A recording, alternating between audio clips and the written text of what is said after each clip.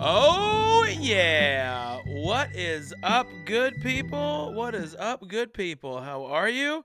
Welcome to an all-new Comedians in Quarantine, episode 9, everyone. Episode a niner. Welcome to the show, Caesar. How are you, buddy? Thanks for joining. Good to see you in the chat room. Welcome to the show. This is your first time at the show. This is the Brent Gill Show. This is this is part of the Brent Gill Show. This is a long-form conversation that I have with comedians about shit that you don't really hear about on a regular basis. And tonight, my guest is Chris Charpentier, which if you've been following these, we did episode 2 together, and I wanted to talk to him about this originally. That was the plan, was to talk to him about this back on the first one, but I got scared because I didn't. I don't want to wear these. I got scared because I didn't want to ask him this question, and it was the whole point of our conversation. So we had a great conversation without this, and then he's like, "Are we going to talk about this?" And I was like, I wasn't planning on it because I didn't know if you wanted to talk about it." And we got into it, we grazed the subject on episode 2, and he's like, "Yeah, let's do it again. I'm good." So we got him again tonight, and we're gonna talk about his experience in a drug rehab cult. It's fucking wild.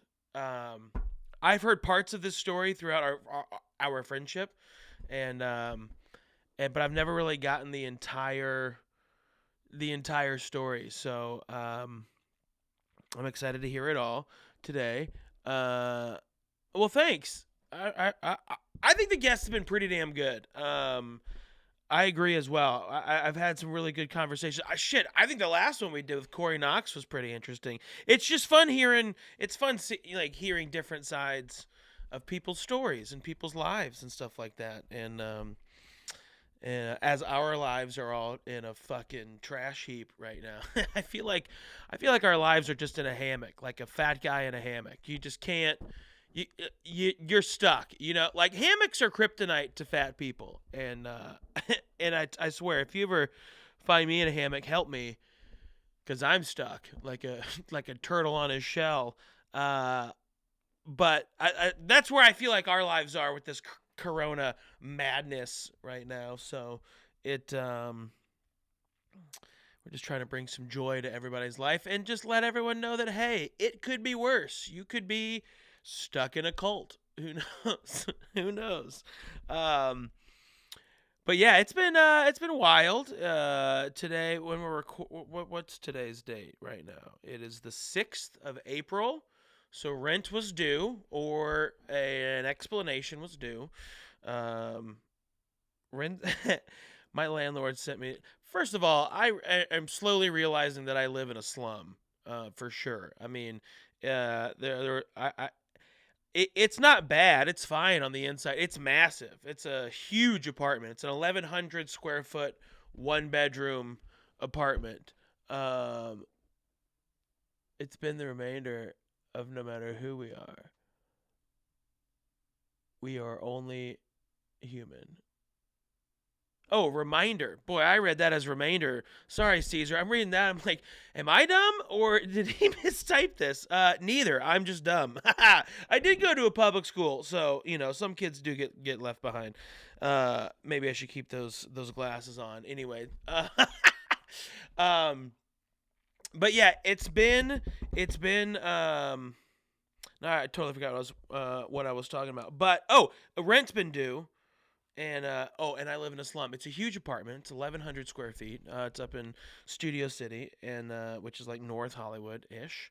And it's a great apartment when you're in your apartment. The landlord is a fucking psycho. Like, I have cameras in my apartment just in case this person comes into my apartment without me knowing. It's bad. So It's like one of those things where it's like I don't even want to deal with this person, so I'm just gonna pay rent and I'll be late on my credit card bills, and that shit has interest, and I'm still like, it's better to pay interest than fucking deal with my landlord.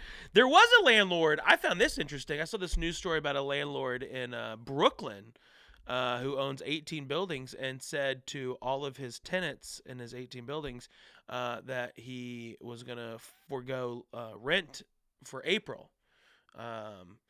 And the story didn't mention this, but the follow-up story would have said something like, and those renters took their $3,300 in rent and immediately bought a full pound of weed. It still had money left over. That's how much rent is in fucking New York City. It is banana. It costs like I was talking to a couple buddies of mine who live out there. It costs like $10,000 to move in to a place in New York, because you got your first month's, your last month's, plus your security deposit, plus agent fee, and that's, when we're talking $3,000+ for rent, first, last, and security, that's like $9,000, $9.5 grand, 10 grand right there. And yeah, so this dude was just like, you don't have to pay. When they questioned him and for comment, the news article, he just said, don't worry about it, huh? That's such a dumb joke. In other news, a Brooklyn landlord is now being under investigation for tax evasion and money laundering. Okay, let's move on. Welcome to the show, new people. Hello. You know what? I'm going to do the car. I know in my last episode I said I'd tell a story about the cartel car, about how my X5 was owned and operated by the Mexican cartel. But I'm going to save that story for next time, for a little bit, because I kind of want to get going. I got a clip of comedy coming up. I have been watching, because we're in fucking Corona Town, right? I've been watching Westworld, and this is my last thing I'll say before I bring up the clip and before I bring up Chris. I'm trying to catch up because my friend is in season 3, right? And so I want to know what's going on. Like I don't just want, like, I know him. He's my friend. Like, I don't need to just watch him on, oh, look, there's the person I know on TV dressed like a fucking military dude. I don't care for that. I can imagine it in my head. I want to know what's going on so I can see, like the show when I'm actually watching it. And he's doing So I watched season 1, okay? And great television. Props to the writer. I don't know how hard it must be to bounce in and out of thoughts like that, like the writer does. I just have a problem with watching a show that takes 5 hours of television to basically figure out what the fuck is going on. I'm just watching episode after episode after episode, and I'm just like, I don't know what's happening in this at all. And then episode 5, you're like, okay, I think I get this. By the time you get to episode 6, and then you get to the end of it, and then you gotta start season 2, which is like working backwards. And I'm like, I don't have the mental capacity to commit to this type of fucking show. I'm sorry, that's just not what I.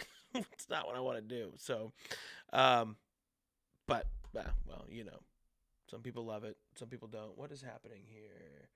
I don't want this. I hope this doesn't crash my entire stream. Going to the LAN, going to the hardwired. If it did, I'm sorry. We're going to find out shortly. Let's watch my stream health as we switch over. Okay, cool. I just want to have as much bandwidth so we don't lose our connection with Chris. Anyway, watch Westworld. My friend Brian Molina is in season 3. Super funny dude. Not as a comedian, just a funny human being. Dude's fucking hilarious. So, I have a clip today. This was I recorded this on New Year's Eve at Comedy Works. There's no comedy right now, and all the comedy we're trying to do, like our digital comedy, is is fun. It's for sure fun, but it's also a little bit brutal, for sure. It's always fun doing comedy where you just clearly don't have an audience or a response back. That's what every comedian loves. About everything. So I'm just showing you some old clips here. Before I do this, a big thanks to our sponsors below. These people support my Boulder comedy show, and they support me as well. Please support them. The good people at Big Top Studios, Terrapin Care Station, Pearl Street Dental, Tommy Knocker Brewing, and Pilsner Urquell. Thanks, guys, for being a part of the show and supporting our Boulder show. We do that live on Twitch. I'm going to have to turn this on mute. We do that on Twitch every Sunday. If you just search holdthephone.tv, you can find that if you want. But that's enough yammering out of me. Let's get you into this comedy joke, and then we're going to get Chris on the horn. Thanks so much for tuning in. It's going to be a fun episode. Oh, Jesus, I just spit all over my screen. Yoza! That was one of those...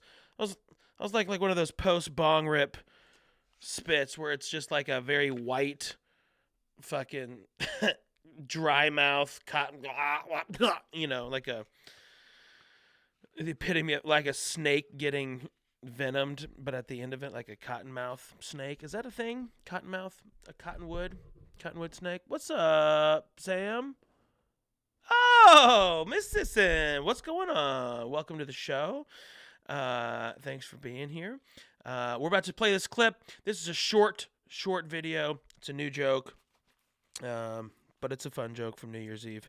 Comedy Works Downtown. I hope you enjoy it. Bye-bye. Let's turn this on. I have some one-liners. These are new jokes that I just wrote that don't fit anywhere in my set, so I don't know how to tell them other than a situation like this. Can I shut up? I'm working on it. God damn it. Come on. You don't think I know what I'm doing right now? I know what's happening. I just want to clarify that these are going to be totally different from what you just saw. Sound cool? I know she's fucking fine with it. What about you guys? Good Lord. Just do it already! I bet you're a blast in bed.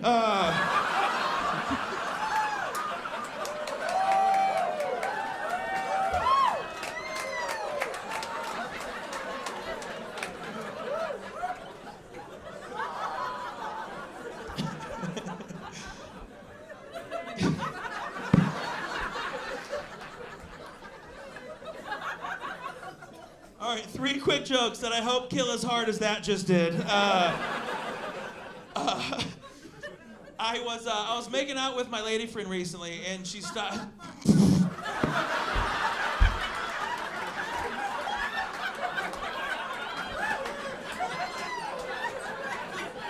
don't know if that was the part you should have laughed at, you dick. Jesus Christ. Yeah, throw him out, Ian. Fuck that guy. Let's try to get past the setup if we can. I was making out with my lady friend recently, and she stops me, and she goes, "Hey, how do you feel about period sex?" And I was like, like Renaissance? Or like Victorian? Like which period are you referring to? I'm down to role play. I just need to know which costume to bring.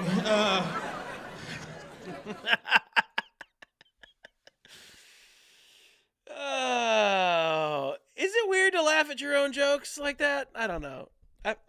Apparently not. I wouldn't be putting them on the show if I thought they were. If I thought it was going to go poorly. I was, of course, at the world-famous Comedy Works Downtown, my favorite club in the world, and I love it so much. Well, now that everyone's in the chat group, welcome.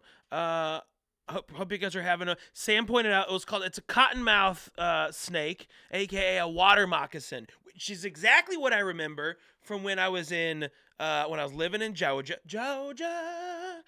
And they had my mom was like, watch out for water moccasins, also known as cottonmouths, and that those things will fuck you up. That's for sure.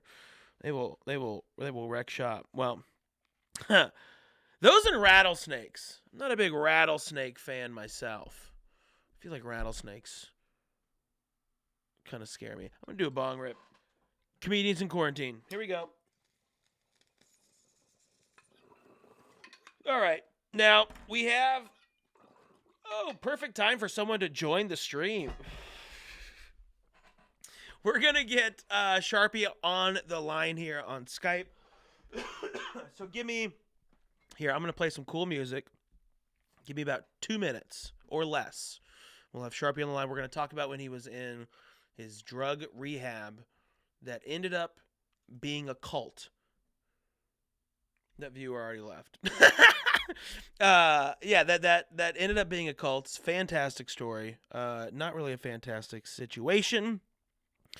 But I'm just pumped to hear how it all unfolds. Because again, like I've heard parts of it and throughout our lives, but now we get to hear it all. So give me just a second. I'll be right back. Enjoy some Dragonfly by whoever this is.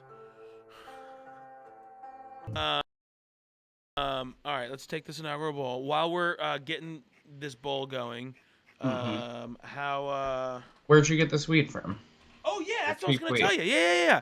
So I found this weed, and it's pretty good weed, and it's 40 after tax. It's 40 after tax. It was like $46 for a quarter. That's good. Yeah, and it's pretty good quality. It's about the quality of like a $70-$80 ounce in Colorado. Okay. You know, which that weed's pretty good. It doesn't rock socks, but it's definitely good enough. Good enough. And I mean, compared to like all the weed out here, it's been nuts. But they got this indica that smells awful and just rips. Yeah, look at that, Daddy-O. This is that same outdoor shit that I got out forever ago. Oh, that's not terrible. No, it's not bad. And that was $100 an ounce? Yep. That's not terrible. Yeah, these guys... I think this is my favorite. Here, smell this. Where'd you get it from? It's this place called The Healing. No, it's called Friends with Benefits, FWB. That's actually not what it's called, but it's like FWB for sure. Where is it? It's about 4 miles north. It's in North Hollywood. All right. Yeah. Delivery? I actually went there and got it myself. And they have this like social distancing thing, so you can't go look at the weed, you can't go talk to the weed, you can't smell it. And, and that sucks. You can't go talk to it. I know. I was just as bummed. And you get there and you're like, well, you know, and they got some good deals, and you're like, can I see the weed? And they're like, nah, it's all sealed up. So I was like, so this is like college days, huh? You just get what you get. And he's like, yeah, pretty much. And I got it, and I opened it up in the car on the walk or the drive back, and I was like, yo, I should just go back and buy more. This is a great deal. So I didn't go back immediately, but I went back the next day and got more than I needed. Well, smart. Very, very smart. Oh yeah. So Sharpie, you were a drug addict, huh? What? You started? I just thought that'd be a great intro. Just both of us ripping pipes. So you were a drug addict, huh? Sure. Sure I was. Yeah, what happened in your life? At 12 years old, you started smoking weed and then doing acid. Not that. No. Like, And how did you get... Because your brothers are older than you, right? I have 2 older brothers. But they're not druggies. No, they weren't doing it at all. So how did you get into this? I don't know. Boredom? Is that really what it was? I don't know. I think I've always been kind of like a people-pleasing person. And, you know, there was a dude that I thought was really cool in my middle school named Rich. And I was like, man, I want to be friends with Rich. And I started becoming friends with Rich, and he's like, you want to smoke weed? And I was like, hell yeah. Was Rich older than you? No, same grade. He was just cool. Austin was that guy for me. He was a cool punk rock dude. And I had never, he was like totally, I'd never, whoa, sorry. Nice. Somebody having a seizure out there. I have my light, this outlet in my house is so shitty. Oh, this is the one that shuts you down when you Yeah, when you overtaxed it. yes. It Gotcha. sucks. Anyway, hey, it's just so like Finicky. the thing falls out of it. Yeah, it's finicky. Yeah. The just whatever you plug into it will fall out of it. I've always tried. So I could tape it on there. well, I've always tried to make my prong a little girthier, like a little wider girth, so when you stick it in the hole can accept it a little better. Because it sounds like the hole's been used a lot, so the hole's been stretched out. Okay. So what I try to Okay. do is I get the, It's a piece of plastic. It can't get stretched out. no, but inside the underneath That's the plastic is is the metal metal. hole. And metal doesn't get stretched out either. Also, this isn't a problem you've ever had to deal with. And anyway, Oh, is I've had to it deal with shit stretched falling out? out. Yeah, so you gotta find a way to make it connect with the walls. Mhm. Gross. Don't do this. Don't do that. Not when referring to what we're referring to. Don't do that. Or, I mean, or referring to really anything, unless you're talking about going Swimming, swimming. Yeah, breaststroke. not the walls of a plug of a Of hole. anything. A Not the hole. walls of anything, Brent.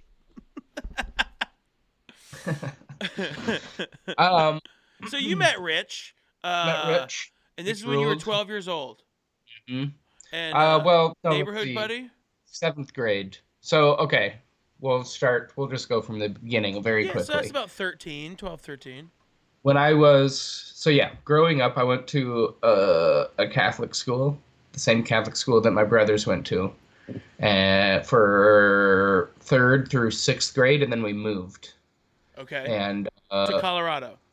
no, no, no, inside of Colorado from Westminster to Broomfield. Oh, And uh, when we moved, I got this messed up. We had already moved from Westminster to Broomfield in third grade, and in third grade I started going to this Catholic school. gotcha.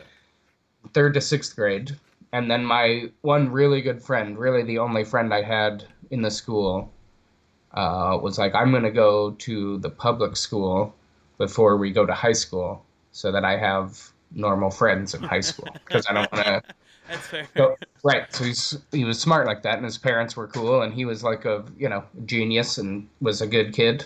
So they were like, yeah, whatever, you can do whatever you want. So then I begged my parents. I was like, if I don't go to the school, I'm not going to have any friends because Matthew's already gone. It's going to suck. Please let me go to the school. So they did, which was really like very nice for me because it was literally across the street from my Oh, house. that's gotta be nice. It was tight. I could like wake up. They had a bell that would ring like 5 minutes before school, and I would basically wake up when that bell went off, and then just walk across the school.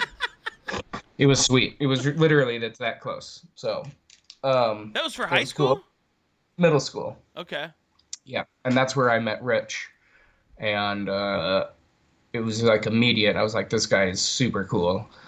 He was just like unlike anybody that I had ever met. He was very much a punk rock kid and looked like it. And there was none of that where I was hanging out. Like my Yeah. family wasn't that.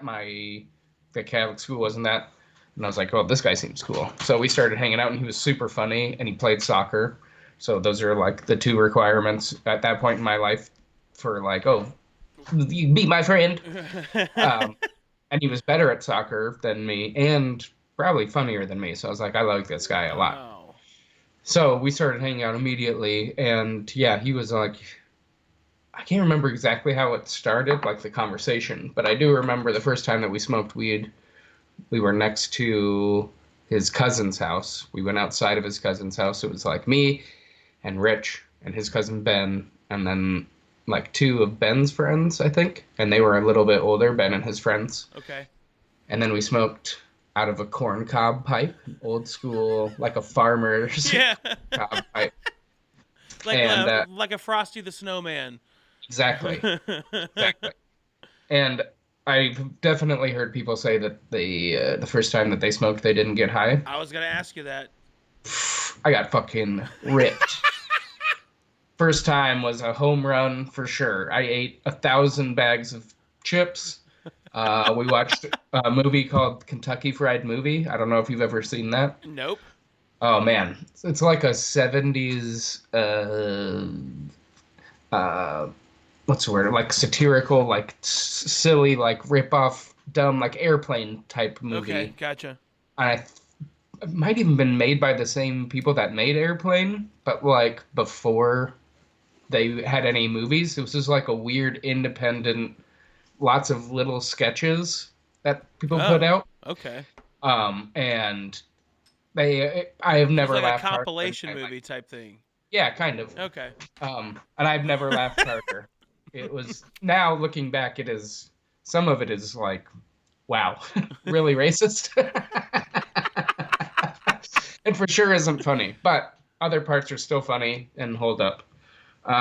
So anyway, if anybody gets their hands on Kentucky Fried Movie, it's fun to get stoned and watch. Okay. Okay. So yeah, that was the first time, and then I like I don't. It was the best, 100%. I was like, oh, I love this. I want to do it constantly, but Right. it wasn't a constant thing right away. I think that was the summer between seventh and eighth grade that we did that. Okay. And then during eighth grade, we probably smoked like 10 times total, like every couple of weekends, kind of a thing. Okay. Um, and then the summer between eighth grade and freshman year, started smoking pretty consistently, like maybe once a week, kind of Okay. a thing. So And then by so I was about a year behind you. It yeah, sounds like. Okay. and then by the time freshman year actually started, it was like every day, Okay. all And day, that's every like day. 15 years old. Yeah, 14, 14, 15. 15. Okay. Mm-hmm. Okay. So then I started doing that, which led to finding somebody who did acid because it was like in Broomfield, at least the little town that I went to. Like if you smoked weed, you knew everybody who smoked weed. There was not a ton of people. So like even as a freshman, you were like hanging out with all the seniors and stuff because Gotcha. Because it's that's only just what like you had to maybe do. a handful of people who smoked weed. Um, yeah, so that's just kind of what you had to do. So it led to if you smoked weed, then you ended up hanging out with anybody who did That's how everything. I tried acid for sure. Yep. And I did acid for the first time, and it was the best thing that's ever happened to me. And it So, worked for you too, because for me, I feel oh like the first yeah. time I did acid, I didn't. I don't want to say that I didn't trip because I've done acid where I've realized like, oh shit, I'm tripping, and you just Mhm. like you get focused on something because acid is very. Sometimes it's very workable. Like you can really Mhm. kind of control it. You can have your own experience, and you can forget about it sometimes. Mhm. Um, and uh, and then you're like, oh fuck, you like go see a mirror and you're like, oh my god, I am tripping balls. Yeah. Yeah. Yeah. That Uh, seems like what it's like the most. So, but my first time, because I wanted something that I expected weed or mushrooms, and I wanted something sure. to happen, and it didn't. So you didn't try mushrooms. You went from weed to acid. Correct. And it lit you up that first time. Dude, wait, no, I did do mushrooms first, and it Okay. also fucked me up. We ate, me and my friend, because we didn't know what to do. This again was Rich. Everything I did for the first time with Rich. And I don't remember how it came about that he got them, but we didn't know how much to do, so we did an eighth each of mushrooms, because that seemed That's what right. because you buy an eighth of weed Right. and it's So it so was like we cheap. should You're like, oh, do I guess this is supposed to be. one. Yeah, exactly. This is the amount you get. He recommended this amount, like the guy when we were buying it. And it's like, well, it's cheap enough. We should each get an eighth and then just do an eighth. And whoa, I tripped so hard, and I was like, well, this is incredible. I remember leaving. I had to go to soccer practice, and I left Rich's house because I had to ride my bike to my parents' house to meet my brother so that he could give me a ride to soccer practice. And I probably lived like I don't know, a 15-minute bike ride from Rich's house. And we were having a lot of fun, and I didn't want to leave. And I was like, all right, whatever. So I went to the bathroom to get ready, and I like took a piss. And I walked back, and Rich was started vacuuming his room. And I was like, what are you doing? And he's like, there's fucking ants everywhere. And I was like, no, there's not. And he was like, oh, just like really going for it. And I was like, I got to get out of here, dude.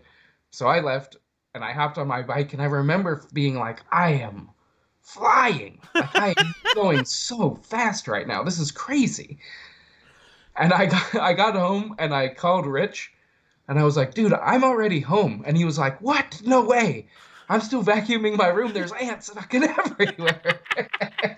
And I don't know how long it took to ride my bike home, but I felt like it was 1 minute. I don't even think I've ever ridden faster. And I stopped halfway through to talk to a friend that I saw.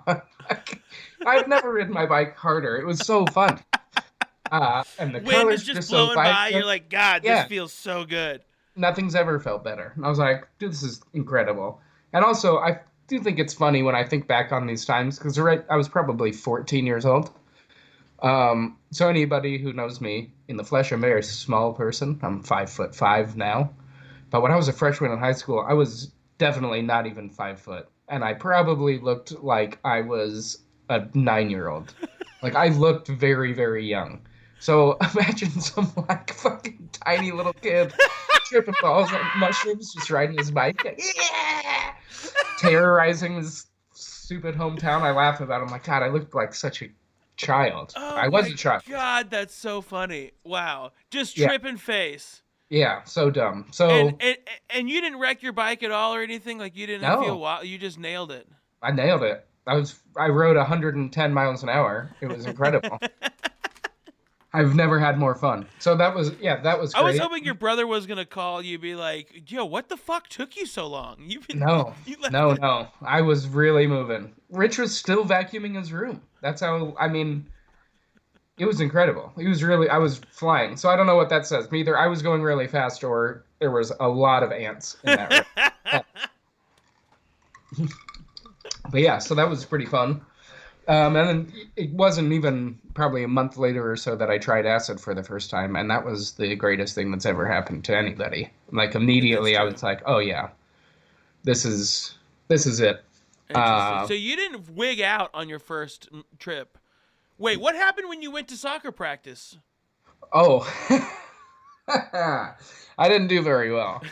Uh, I was having a hard time running. I kept missing the ball. I was the captain of my team also, and was like a pretty good player. And I was just having a tough time. And at some point, my coach was like, "What's going on with you?" And I was like, "I don't know. I think I'm sick. Do you mind if I go and use the porta potty?" And he was like, "Yeah, go ahead." And I went to the porta potty and just got stoned in the porta potty. What? You had Yeah, weed with you? yeah. You bet I did. I was a fucking idiot, dude. I was so dumb. It- so And obviously it wasn't in sight of the field, the but porta potty? yeah, Yeah. it Sure. was. Yeah, yeah. I just went in there and got stoned and then came out and laid down. And I was like, I don't feel good. And I just laid on the side of the field until practice was over. And watched the clouds. It was awesome. Did you have any fear at all No, of getting in, of no? no, Because why no. would they have thought that? But they Why could have would smelled the weed. anybody? Maybe, I guess, whatever. I just didn't. Not. I had never been in trouble for it. Like, I'd been doing it quite a bit by this point, and I'd never gotten in trouble. My parents were so naive. They didn't know what it looked like, smelled like, anything. I don't know that they still know what weed looks like, smells like. Um, they've never done it. They're just not their thing. My brothers at this point didn't smoke or anything. Like I think I'm pretty sure my old like by this point both of them were had left for college by the time I got into high school, Okay. so they weren't around normally. But I think the middle brother had like smoked weed sometimes and like kind of experimented partying at this point as a freshman in college. See, that's how you ruin it. If you experiment with weed when you're shit faced, you're gonna fucking Yep. hate it forever. That's true. You got You're to gonna do it. hate it forever. My cousin Hmm. hates it. I was like, well, when did you try it? He's like, I was drunk at a party. I'm like, well, that's why. Hmm. Shit, What, I'm a it make pro you sick? smoker, and if I'm too drunk, I'll fucking hooch when I get high. Absolutely. I have to do them equally together, Right. even now. Like I have to drink and smoke together the whole One way. step, one Yeah. step. So if I drink a little bit and then smoke and then it spins and pukes and Oh, bro. Especially when you still. feel confident, you're like, I'm good, and you rip a huge bong rip, you're like, Nope. man down. Man down.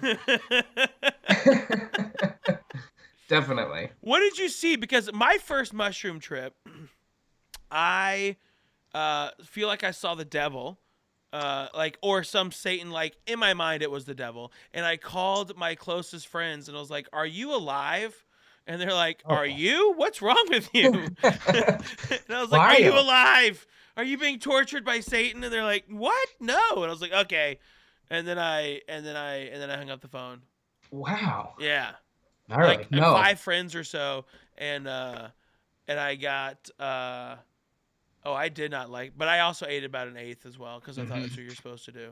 Uh, I I don't remember. I remember it being like very vivid color wise, and but just you weren't like seeing feeling. like hallucinating hardcore. No, not really. Yeah. But I do remember this specifically. We were watching Who Framed Roger Rabbit. Okay. Like we ate it and then we started watching Who Framed Roger Rabbit, and we're just kind of waiting, for that like half hour or whatever that it takes to kick in usually. We were just kind of sitting there, and Rich looked over at me and he was like, "I don't know, man, you feeling anything?" And we also smoked a bunch of weed, which at this point, like smoking a bunch of weed was Still got enough. you really high. Yeah, like we're incredibly high. So we were sitting there, and he's like, "You feel anything?" And I was like, "I don't know, man. I don't think so. How about you?" And he's like, "No, I don't think so." And like, whatever. A few minutes later, he's like, "You feeling anything?" I was like, "I don't know. What about you?" And he's like, I don't know. I don't think so." And then a few minutes later, I asked him. I was like, "Hey, man, you feeling anything?" And he goes, "I don't know, man. You're all fuzzy." And I was like, "Okay, I feel kind of fuzzy." And then, yeah, I just remember it being really, really vivid. However, the first time I did acid, I for sure tripped. Like, lots of hallucinating, all kinds of crazy things. Really? Oh, yeah. I did it at me What's the time span from mushrooms to acid? maybe a month, maybe Nice. two. You were in. Oh, big time. I You were loved in. drugs immediately. I was like, these are so much better than everything else. It sounds like drugs Uh, loved you because for most people, like I didn't get high my first couple times. yeah. Well, I don't know if I didn't. I feel like, I mean, that first time again, you don't know what it's supposed to be like, and Mhm. um, but I feel like it wasn't weed. I feel like it was weed leaves that we smoked. Oh, And yeah. I like because I remember it tasted the same as weed, like Yeah. later on. But from my recollection and memory of what it looked like, I was like, this doesn't look like weed. It like wasn't buds, but It's anyway, really fun. yeah.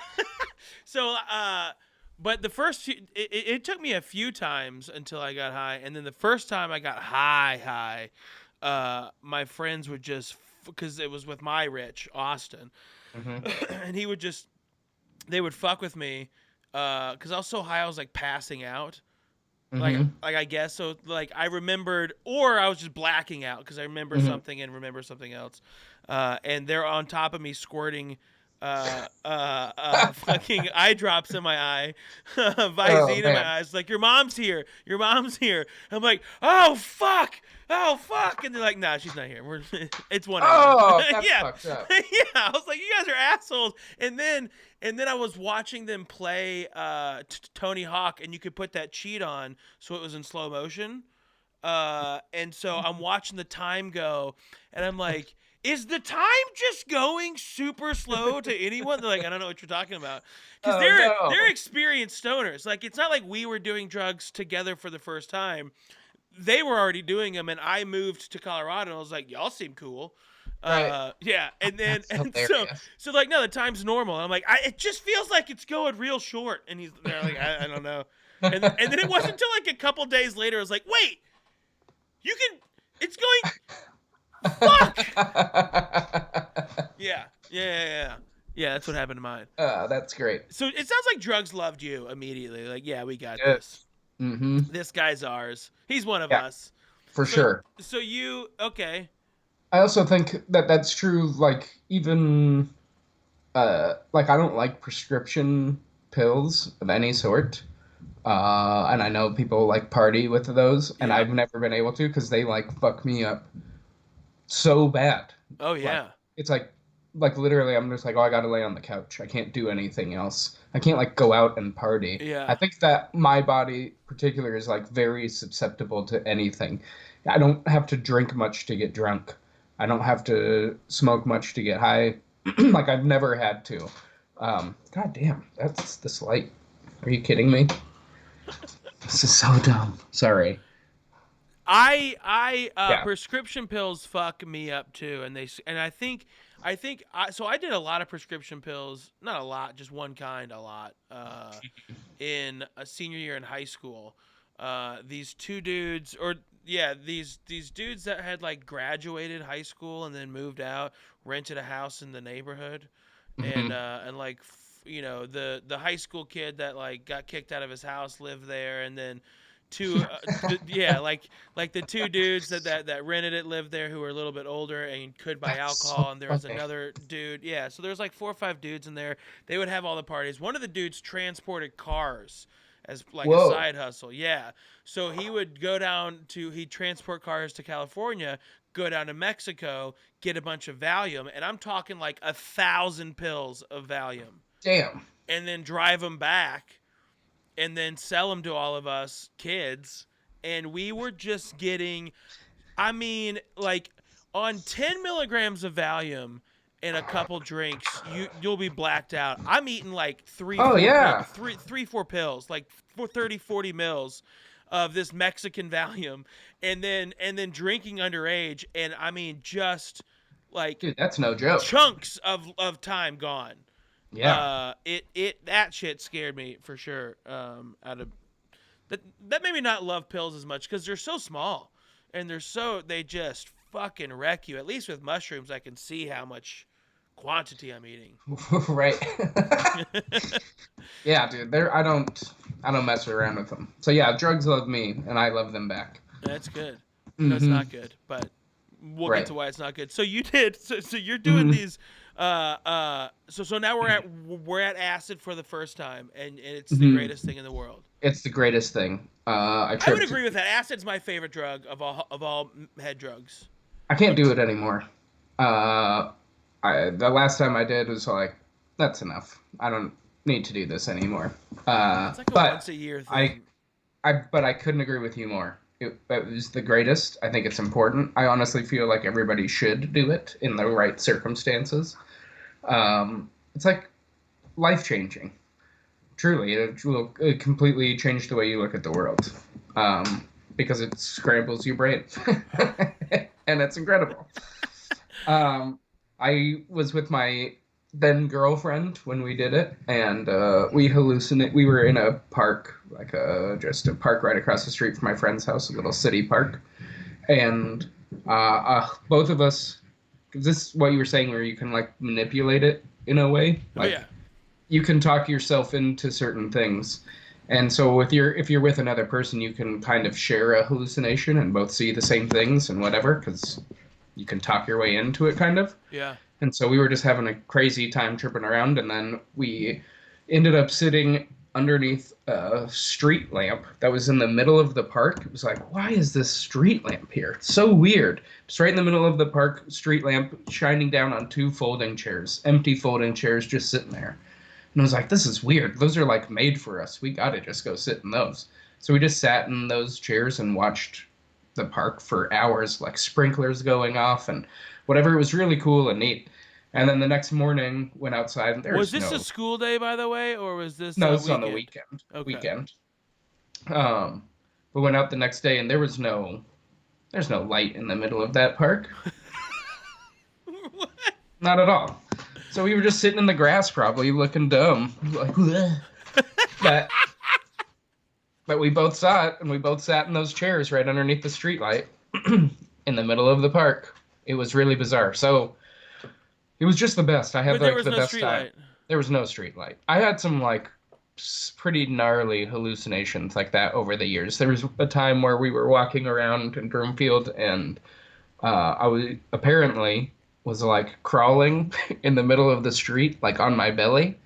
And my friends were like, "What are you doing?" And I was like, "Do you guys not see this fucking dinosaur footprint?" And they were like, "What?" And I was, yeah, face down on the middle of the street in what I thought was a dinosaur footprint. What? Yeah. Okay. Dude, how old? Okay, this is still in high school. Yeah, 15 probably, And somewhere you're in there. just tripping face. Do Yeah. people around you know that you do drugs at this point? I mean, sure. That was also like with only other people that were tripping at like 4 in the morning walking around my Okay, city. so that wasn't That on wasn't like just like, a at noon no, on a Tuesday where you're crawling no. around on your belly. Okay. No, no, no. However, I did by the end of this whole like drug using time, I did do that like constant drug every day, all day type of thing. And my friends knew that I was on drugs all the time. And I mean, like I would go to school and like I would get a ride from my neighbor.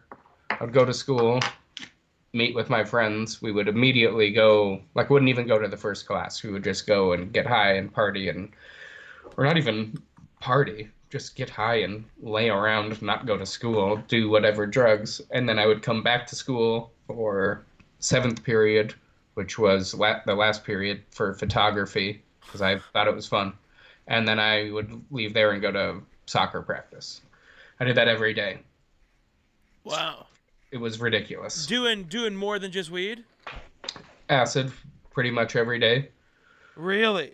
When I was 16, yeah, that whole like last year of doing or last half year, I guess, of doing drugs was all pretty nonstop acid. I was getting it by the vial, so like by an eyedropper amount, Yeah. like at a time, and you would sell whatever 30 hits of that and pay for the bottle, and then you'd have like I don't know 700 left over. So, it was pretty easy to like make a ton of money because you could honestly, if you sold half of it, you were like rolling. So you'd sell half of it and end up you could buy like four more vials and then you could just, it was like a never-ending stream.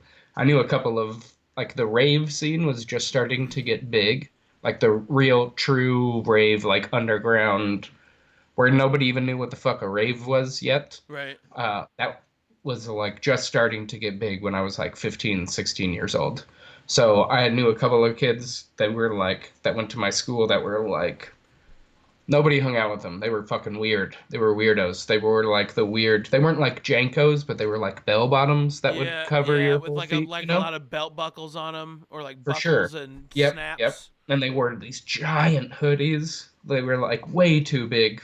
Giant hoodies, hoods up Yeah. all the time, like, and they just looked like bad news. Like, yikes, you guys are.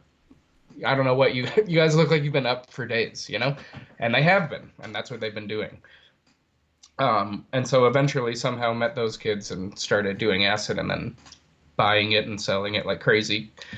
It was like severely easy, and we were doing whatever we could get our hands on. I did cocaine a couple of times. I did speed a couple of times. I did GHB, the weird like date rape drug. Yeah. You That was like, GHB'd yourself?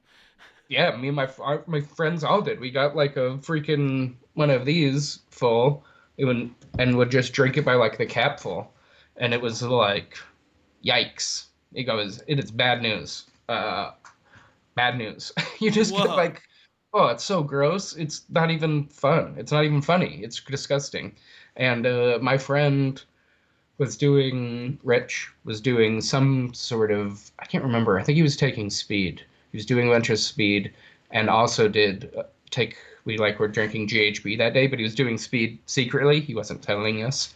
And then we were all doing GHB and he like, I mean, we ended up having to take him to the hospital because he was all fucked up. And that was in school. Like, we were in the lobby of school, and he was like wobbling and started puking, and we were like, uh-oh. Like, this isn't good. So His that's like heart what. is trying to slow down while it's amped up, and you're Yeah, yeah. just Yeah, wow. so it's like how we were partying at school. We were in the lobby of our, like the All student center. GHB'd. Yeah. That's like what we were doing. That's like how I was living my life. I was like acid and like going to school and hanging out and doing drugs and playing soccer. And because of my other friend who the cool kid that I left the Catholic school with in 7th grade. His name is Matthew. You've met Matthew, I think. He's the best. He's always been the best. He never really did drugs or partied. But he's also always been very popular. So by proxy, I was always popular because of Matthew. I just had all these cool friends when I got to the middle school. All these people liked Matthew, so suddenly I had all these cool friends, which was dope. Oh, weird timing. He literally just called me right now. Weird. Um, and so it's like cool. I had friends because of him, and then we all started partying, and I had all this weird party friends. And Matthew hung out, but he never partied. But because of him, still I was like popular, so I was getting away with a lot of shit that normal kids wouldn't necessarily be able to get away with. Gotcha. And also, my parents were so naive that cannot be stated enough. I was good at hiding it, but they were bad at noticing. Gotcha. Also. And did Matthew know that you were doing drugs? Oh yeah, he like hung out. He hung out tight with us all of the time. He just didn't do it because Matthew is an incredible person, and he was like he had a 4.0 the whole time through high school, and was an unbelievable soccer player. Like he was named. You know how they have like all city and all state, whatever. Yeah. They also have all national teams. Wow. And he made the all-national team his junior and senior year. He was the first person from Colorado to ever do that, apparently. So the whole time he was like, oh, no, soccer and everything is too important for me. He ended up getting a full-ride scholarship to Duke. Damn. Half for academic and half for soccer because he was an incredible soccer player again. And they have like a great team. And he turned it down. And was like, no, I think I'm done playing soccer and I want to travel for a while. And he's like traveled the world and done all these incredible things. He's the coolest person you will ever meet. And now he's like a yoga instructor / cemetery supervisor. It's really bizarre. Interesting. Could have He's gone the to coolest Duke and guy. was like, nah, I'm all right. Yeah, no, I'm good. I don't want to play soccer anymore. But anyway, yeah, so he didn't party with us, but he was around the whole time constantly. And he was cool about it. He was like the cool smart friend who would be like, "Hey, you guys, we should probably leave here now." And we'd be like, "Okay." Like listen to the smart sober guy, you know? He saved our ass I don't know how many times. Also the fact that my mom worked at the police department also Right, saved my ass a number of times because we would get pulled over walking around late at night, and a cop would like not sneak up, but we just wouldn't notice, and they'd come up behind us and you hit their lights for being out for curfew, which was like would have been enough for anybody. You'd get like in pretty serious trouble, I assume, with your parents if you're out getting busted for curfew or drugs or anything. But then I'd say my name, and they'd be like, "Oh, you're Kathy Charpentier's son?" And I'd say, "Yeah." And they'd go, "Oh, all right. Well, you guys just get on out of here." And they'd let me go. Happened every single time. You're And just then I'd tripping get, face. yeah, and then I'd get in trouble with my parents, but they would be like, "You're out past curfew?" And I'd be like, "Yeah, but I was with Matthew. We were just walking around." And they're like, "Okay." They didn't care. Because Matthew was a good kid who didn't do anything. God You know? damn. There was a time at the Broomfield days, which is like your, what do you want to call it? Frontier days, like, or whatever. Yeah, or like your Taste of Denver. It's just like your Yeah. dumb fair, your county fair of Yeah. city. So Broomfield days. One year, God, we ate so much acid. The night before, we ate so much, and we're How having many a wild hits are we night. talking about here? Like I would say on the by the average, I was doing like 10 at the end of this, like per time, like 10 hits. Wow. Yeah. Straight off the vial, or did you just Yeah. do blotter? Oh yeah. Yeah. Usually either straight off the, or we'd like put it onto a sugar cube and Yep. then eat it. Yep. So that way you just could keep like a good count Yep. before you actually did it. Yeah. Or onto like Smarties or something The like that. first time you did it, how much did you take? Did you like Just was it one. on paper? Yeah. And It was on it was the best. the best. Yeah. And then was it always great, or was there times it sucked and you're like, I'm gonna keep doing Oh, it? baby, it sucks. What happened? I've had some terrible times, man. Terrible, terrible. Like I've tripped way too hard. I like ran this. It's like funny now, but there was a time where we thought that Beetlejuice was gonna come because we said Beetlejuice 3 times. Haha.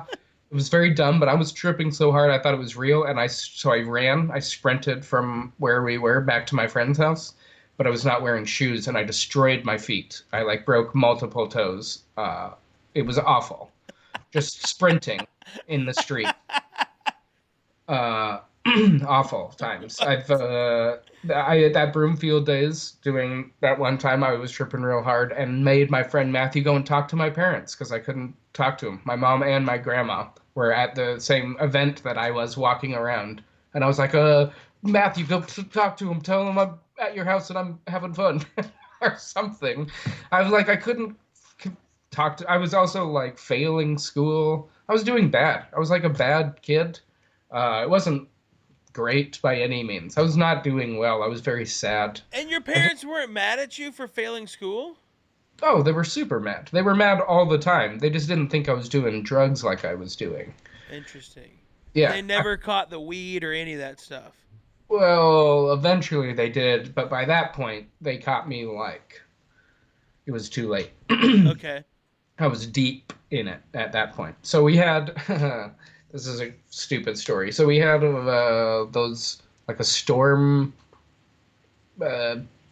cellar or whatever underneath our basement. Okay. I think a Like a lot crawl like a space? crawl space, exactly. A lot of houses have that. Or like a I storm area that you would go into and you can stand no up no in. no a crawl space Yeah, okay.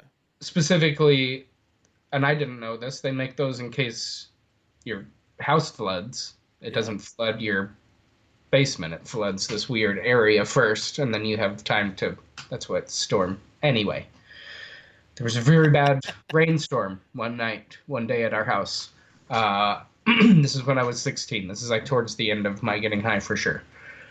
Real bad rainstorm, and we were all at the house, me and my parents, and I remember my mom was like, "Oh, come down here and help me with this," because it's like water had started coming in one of the basement windows, and it was like, "Uh-oh, we got," and we're trying to fix this thing, whatever. And while we're doing that, my dad comes downstairs and he's like, "Oh, I'm gonna check the storm, whatever, see if it's flooding." And I was like, "Uh-oh, uh-oh," because I had been for years hiding stuff down there because nobody ever went down there for fucking anything. Ever. Nobody ever went down there.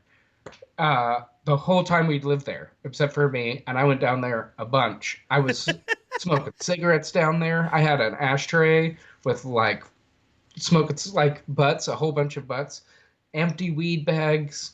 I'm sure full weed bag, bunch of pipes, a couple like homemade bongs. Just years of accumulating shit under there. Dude, empty 12 packs, Playboys, everything. This is your little adolescent cave. Dude, seriously, everything that they should have caught me with over the years, they all caught me with at once. Like, boom, I was like, oh shit, and I knew that my dad was gonna find this stuff, so I just went upstairs to my room and just laid on my bed for the like 4 seconds before my dad was like, "Hey, Chris," and I was like, hoping maybe if I went upstairs it would vanish in the 3 seconds, but nope, it didn't. Why didn't you offer to be like, I'll go check? Yeah, I'll check it. Nope, everything's fine because I'm an idiot, Brent. I should have done that, but I didn't. So they made me throw everything away. They stood there and watched me throw everything into a trash bag. Uh, but I'm a genius. So I threw away my pipe and weed last, specifically. So then I went out and put it in the trash. And then when everybody was asleep, I woke up, went down, opened that trash bag, took it out, tied it back up, and continued to smoke weed because I'm a piece of Nothing's shit. changed. Nope, because I'm a loser. So I kept doing that. So I kept partying and whatever else. And then my mom started going to these meetings at a drug counseling place, at a drug rehab. Why? Uh, Just because she thought that you were a drug addict? yes, from that one time of finding my weed, she thought I was a drug addict. So Okay. she panicked and started looking into drug rehabs. And since she worked at the police department, she had like an endless Yep. supply of everything. And they found, oddly enough, there is a drug rehab right down the street from my house in Broomfield at a Catholic church. It's not part of the church, but it's like takes place at this Catholic church. So How old are you right now? 16, 16, 17? 16. 16. Mm-hmm. And this is just perfect. That's like all my parents need. It's at a church. It's right down the street. That's great. So my mom started going to these parent meetings, and she'd come home and tell me about him, about like how, whatever. It was like it was dumb. I didn't care at all. And then a little bit later, I was at school one day, and I went. There was this girl who was like, "Hey, you want to smoke weed with me?" And I was like, "Sure." So we went to go and smoke weed. And for some reason, she had parked in the teacher's parking lot. I don't know why. But she parked in the teacher's parking lot, and we sat in her car and smoked weed, and then got out of her car and went back to class. Or she went to class, and I was just standing in the hallway. And Wow, you really didn't want to go to school. I didn't go to school. And You were in school, you just didn't go to school. yeah, What ever. the fuck? Um, and the school police officer came and grabbed me a little while later, and he's like, "Come with me." And I was like, "What? Okay." And we went to his office, where he told me that I had just gotten busted for smoking weed in a teacher's car. Apparently, we were in a teacher's car. I did not know what the fuck was happening. But apparently, this chick, she was no good. She was bad news, obviously. And in this situation, truly, I had no weed. I had no nothing. It was all her. The whole situation was her. Wait, she had like basically stolen a teacher's car? No, we just went and got in a teacher's car for some reason. I thought it was hers. She just Wow. decided to do that. I don't know. I don't know exactly. We never talked again after this for a couple of reasons. So I had gotten in trouble, whatever, because she snitched on me and said that it was like all my everything, and I was like, truly, it's not. I don't have any drugs. I don't have anything on me, which I really didn't. So they couldn't.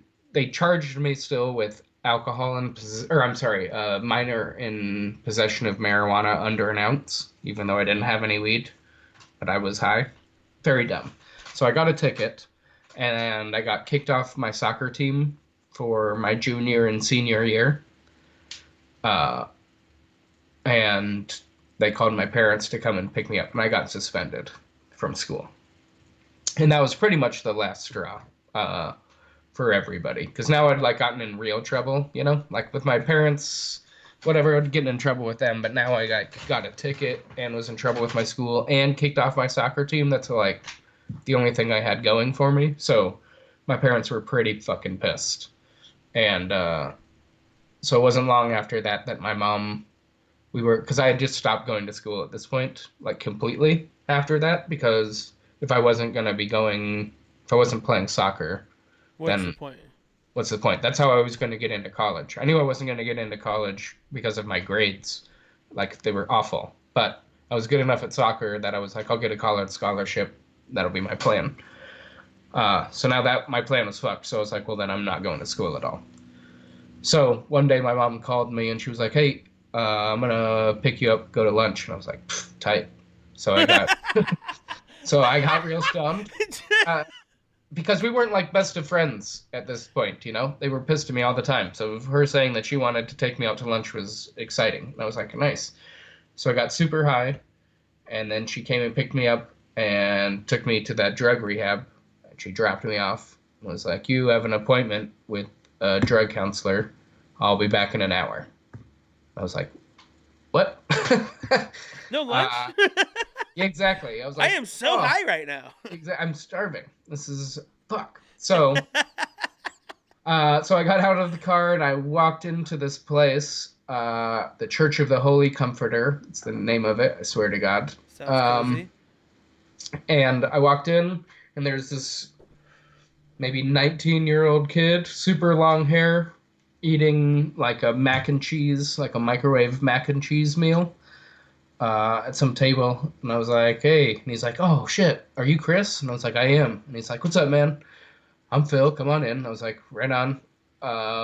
What's up? And he's like, oh, I'm the counselor. And I was like, no way. Like, what? I thought for sure he was just one of like another kid. And I was like, okay. And he's like, you want to smoke? And I was like, fuck yeah. What kind of drug rehab is this? We're just gonna smoke weed? This rules. So we went out back, and he meant smoke cigarettes, and I was like, "Yeah, good enough." So he gave me a cigarette, and we were smoking cigarettes, and I was like, "Guy's pretty cool. He seems cool." Like, and he just started asking me about like what drugs I was doing, and but like, and then like we like shared war stories. Like he was doing this. Days and days of acid. Yeah. He was like, me too. And I was like, right on. And then we just started like sharing stories, and he was like, yeah, blah, blah, blah.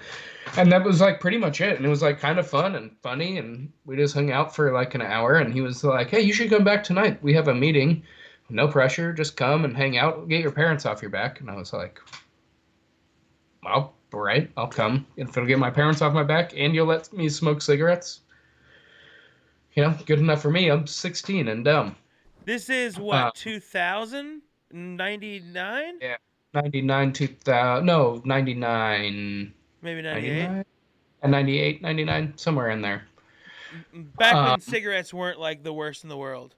Yeah, for sure. I mean, they were, but they were still real cheap, and it wasn't as big of a deal. Yeah.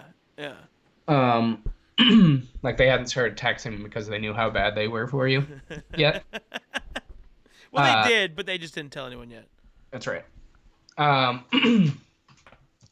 So yeah, we were doing. So I went to that meeting that night, and this is. So we should mention that this rehab, first off, is very weird. So if you're listening to this Quick and you're question though, is this the rehab? You only went to one place. Correct. Okay, go ahead. Yes. So this place is weird. So as you're listening, you're like, wait, what? Sounds like a church. You're right. It's weird. The whole thing is weird. It's not your normal rehab. It's not your normal anything. So how did your mom find this place? Through the police station. Somebody had recommended it to her. And the only reason that she went is because it was in Broomfield. Like it was 2 minutes from our house. Okay. So it's like, why would you go anywhere else? You know, Right. What's the difference between drug rehabs? They're all the same, right? You think? She probably thinks all drugs are the same. Sure. So, so they so I went back to the meeting that night. Well, here's how it happened. They're like, well, if you want to come, let us know. Give me a call, and I'll have someone come and pick you up, so you don't have to drive or anything. By the way, I didn't have a car. So my parents wouldn't have to drive. My parents wouldn't let me get my license because they didn't trust me. That's fair. Right? Weird. And so I was like, yeah, I'll go to the meeting. And so 3 very pretty, very cool girls came to pick me up. And they were like, yeah, get in. We love you. My name's whatever. My name's whatever. My name is whatever. And they all gave me a hug and said that they loved me, like, immediately. And I was like, all right. It's really weird. But are you high? hey, Like, did you have a chance to re-high? I'm sure. I don't remember, but I'm sure I did. That's, like, all I did, so probably. And, yeah, so I went to that meeting, and it was very weird. at this point, I saw everybody that was in the group. There was probably like maybe 15 to 20 other kids, ranging in age from like 16 like me to like 24, I think, something like that was like the oldest. Um, and they all had a meeting, and I had another separate meeting, like a newcomers meeting is what it was called, with a couple of different counselors, just them explaining what the group was, which really they didn't do. Basically, it was just the same thing as it was before, which was me telling war stories and them sharing theirs, and us basically laughing and smoking cigarettes and being like, these guys pretty cool. This guy was, his name was Barney. There's a couple of these counselors were fucking characters. They were bizarre, but his name was Barney. He was the weirdest of all of them. I liked him a lot. Anyway, so I had that meeting, and then after the meeting, we would all go to the Village Inn and have coffee, because at the time you could smoke inside. Yep, you could smoke cigarettes, and they would let like a group of 30, 16-year-olds or whatever smoke cigarettes and drink coffee all night. So we did that, and they would do those meetings twice a week, and then they had functions Friday, Saturday nights. And so I kind of just started going, but did not stop getting high at all, and just started going to these meetings. Were you still doing acid at this point? Yeah, I was doing everything. Everything the same, except for now not even pretending to go to school. Now I was pretending to go to rehab. I was going, just not doing what they were asking of me. Okay. Which they weren't really asking much. They were just asking me to not get high. And I was like, you got it. Because they weren't like, there was no enforcement. They weren't like making me take piss tests. They weren't making me do anything. They were just asking me not to get high. And I was like, sure. I wonder if acid would show up on a drug test. I don't know. You know? I really have no idea. Mushrooms don't, I hear. I don't know that either. Anyway. Not sure. Yeah, good question. Cocaine does, apparently. Meth. Fucking heroin. Apparently. Yeah, so then, after a short amount of time going to these meetings, it was good because it really was like my parents were happier. Everything was a little bit better. So it seemed to be kind of working. And then one of the counselors was like, look, dude, we know you're still getting high all the time. It's very obvious to us. You can't fool us. You can maybe fool your parents, but you can't fool us. And I was like, okay, right. And they're like, so we think that you should start this outpatient program, which is Monday through Friday, noon to 4:30 every day. And you just do meetings, and then on top of the meetings, Monday, Wednesday, and then the functions Friday, Saturday. So it's pretty much all of the time you'll be with this group, 90% of your life. But you are still technically like an outpatient. You live out on your own at your parents' house or whatever, but you come here every day. And that was supposed to be for 6 weeks. And I ended up doing it for, I think, 9 or 10 weeks because I wouldn't stop getting high. I just couldn't stop. I was like, you guys are fucking idiots. You're not making me at all. You're giving me no reason to stop other than asking me politely to, you know? So I just kept doing it. What is life like? So what is acid like when you're doing it every day, every other day, and you're doing like 5 hits. You can do up to 10. For you'll understand this, and then for anybody out there who's like a severe stoner or maybe a cigarette smoker, at some point it doesn't really do anything. Right. Kind of so like why would you? So why are you still doing it? Why are you smoking weed, man? It's fair. It's almost your new normal. It's the new normal. I'll tell you, I was doing it enough that when I stopped doing it, it started to get weird again. You know what I'm saying?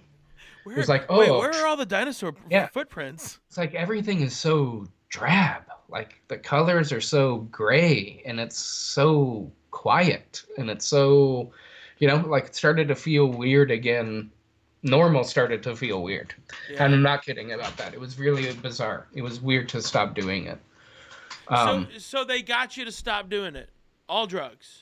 Eventually, yes. And so here's the thing.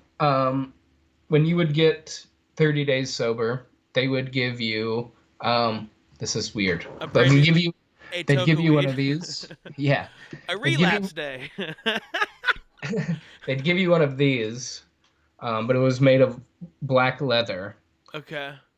This is called a monkey's fist. It was a sailor's knot. It's like a type of sailor's knot that they would use back in the day with like to keep. This is like how you would tie like giant boats to docks. You'd throw Oh. these over and you'd hang them over the little poles, whatever, and you'd keep it like that. It keeps you attached to the dock. Um, so anyway, they would make these and they used it as a symbolism of leaving the rough shores of, or leaving the rough waters of drugs and coming to the safe shores of sobriety. Uh, and so they'd make a necklace, these leather necklaces that everybody wore. And you'd get it instead of like a 30-day chip as your sobriety, you'd get this 30-day fist, is what they called it. And I got mine in a very beautiful ceremony. They would do it at the end of the meeting, at like the end of one of the weekly meetings. Everybody would get in a circle, arm in arm, uh, and one of the counselors or whomever, usually it would be one of the counselors or your sponsor or somebody, would get into the middle of the circle and they would give like an anonymous speech about who this person was, but everybody knew who it was because you were the only new person.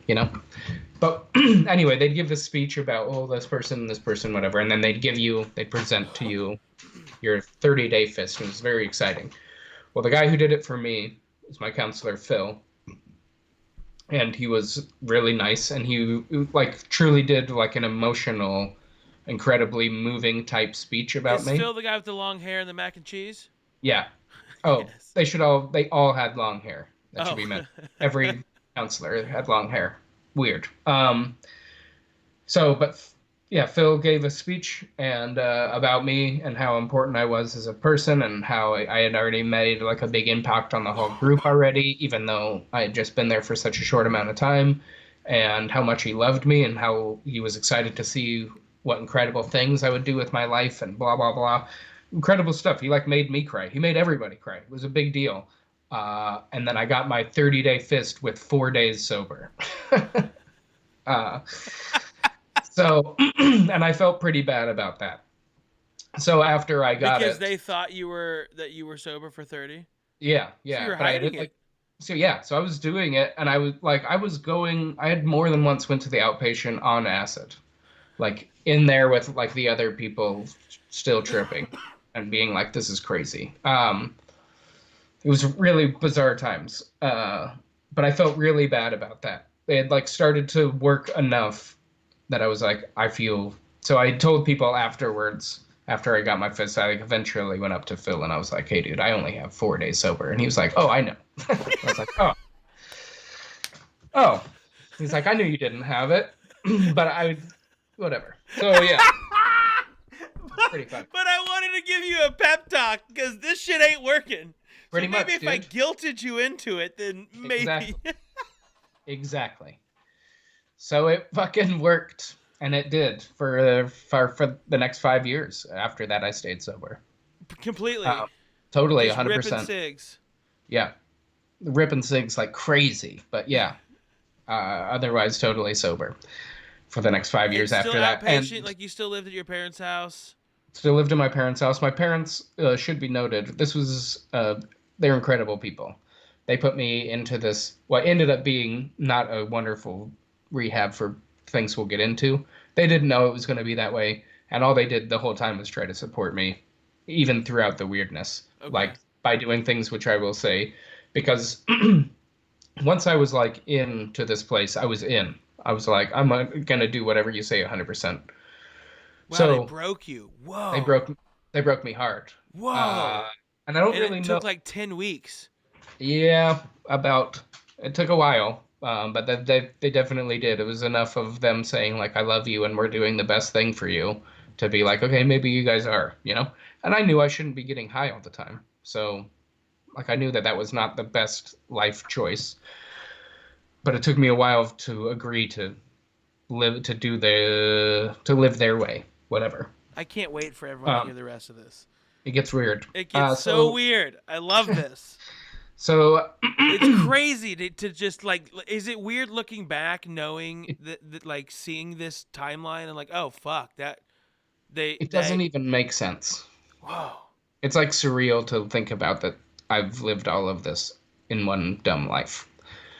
Um, so after that, I was like in, and I had like my parents were so cool that they were like, okay, basically whatever you need. You know, they wanted me to be sober, so they would do whatever I would need to be happy and help me. And they also were like, we think you should go back to school, uh, but we don't think that you should go back to like your regular public school because that's gonna fuck you up. To go back to all your old friends, you're just gonna get high again. So uh, they started a school at their house in their basement for these kids in the rehab so they could like finish high school. Oh And it was wow. accredited regular old high school. It was accredited through some high school in Greeley.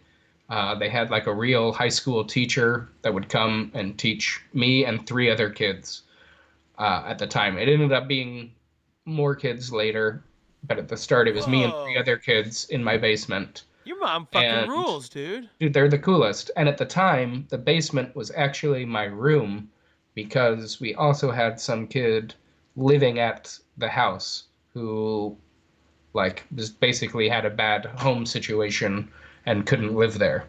So my parents were like, "Well, he can live with us." Because they're the coolest. My parents are like the nicest people. They ended up doing that for probably I think like 3 or 4 kids in the rehab while I was there, where they would Wow. like let them stay there in my old room while I lived in the basement. So my high school was in my room. How involved in the rehab process were your parents? Were they just like, all right, here you go, and then they just kind of went along the way and checked in, or like were they there, learn like what are y'all talking about? What are you doing? How's this progress? Like day They by day. kept they had meetings that they would go to once a week.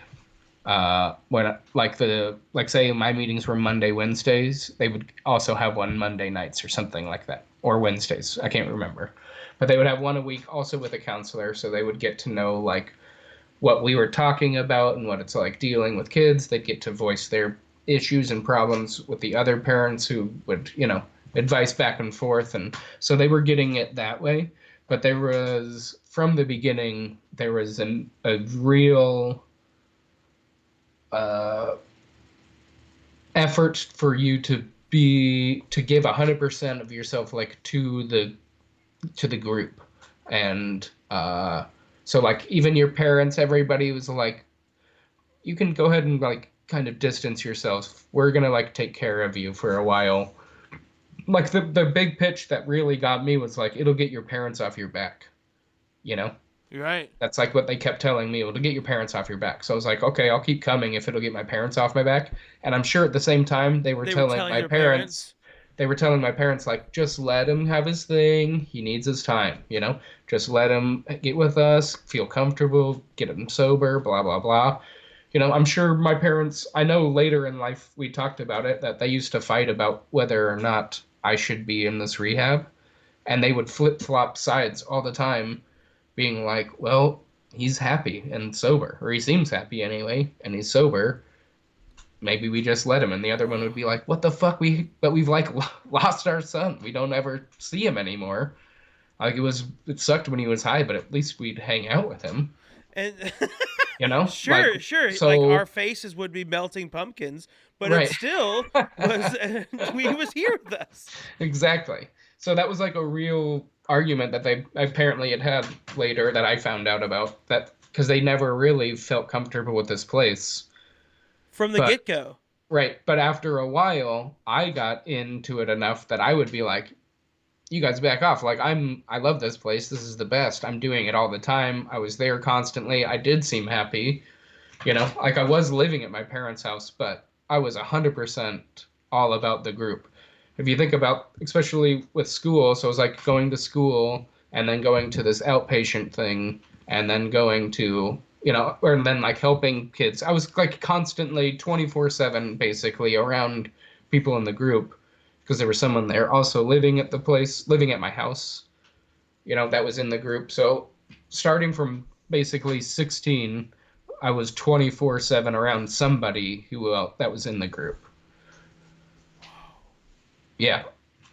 And then by the time, so when I was 17, like almost 18, Whoa. I moved out of my parents' house and moved into an apartment with like six or seven other dudes, all that were in the group. And I did not need to do that. That was never like asked of me. That was just kind of this is what you do. Like, this is what everybody did. If you were, because by this time it had gotten a little bit bigger, so they had to separate the age groups, which they should have done from the beginning. Like that should have been a big clue to everybody that this place is not a normal anything. Like you shouldn't have adults and minors hanging out ever. Uh, but by that Yeah, time like y'all just ripping cigs. Like what the it fuck? doesn't make sense. Yeah, no counselor should be encouraging kids to smoke. Like the the whole thing was a little bit off from the beginning. But it was cool to me, and they were cool, and they were nice and funny, and and there was lots of cute girls there, and they all said that they loved me and gave me hugs, and that's pretty much all that my little 16-year-old brain needed. Yeah. Um, yeah. So then I started doing like I moved out with all these dudes, and I lived with like only people from the group because I was about to turn 18. And when all of the people that were 18 and above, all of them lived together, like all the guys lived together and all the girls lived together, like in different apartments or whatever, but everybody lived with someone in the group. And you usually Did your ended up, parents have to pay for this, or is this just? oh yeah, buddy. Oh, really? That's where all of this gets weird. Okay. Everything was very expensive. Um, the outpatient program that I went to was, I want to say $20,000, but I might be A wrong about year or total? total. But it Okay. was for Still. 6 weeks. For Oh. 6 weeks, Oh, fuck. yeah.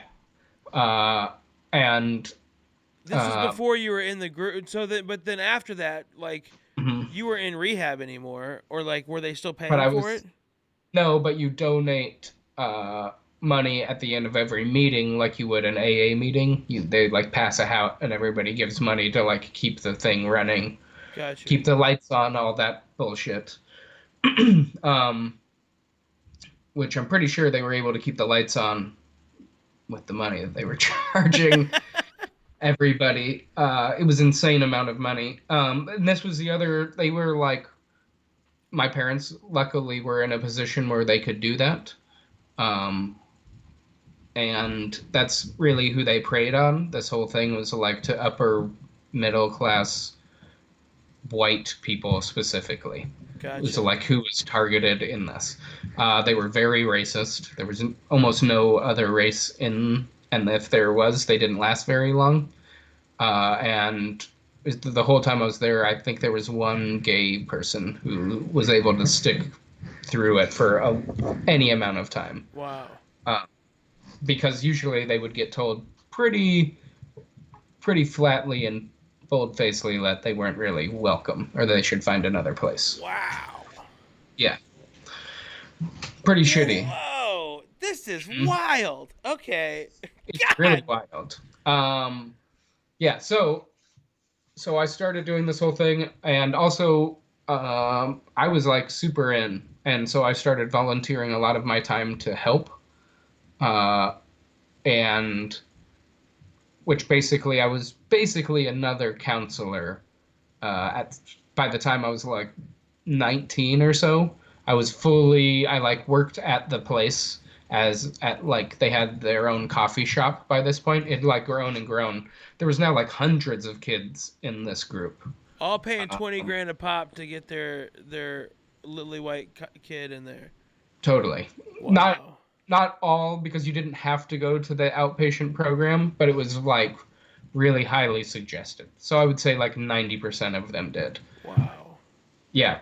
And then, so by this point, they had like a warehouse space in Westminster, right by the Westminster Mall, if you would ever know where that is, right off 36, Highway Wow. 36. Heading up to Boulder off the Yeah. 36. Gotcha. hmm Um, They had a little warehouse there, and they had their own coffee shop that they had built in there. And I worked there at the coffee shop serving because you could go and just hang out all day, every day. And a lot of kids did because you wouldn't, they were like, they never encouraged you to like go back to school or get a job or improve your life in any way. They encouraged you to stick around there and give them money as much as you could until you didn't really have anything to give. And then you'd graduate the program and they'd kick you out into the world.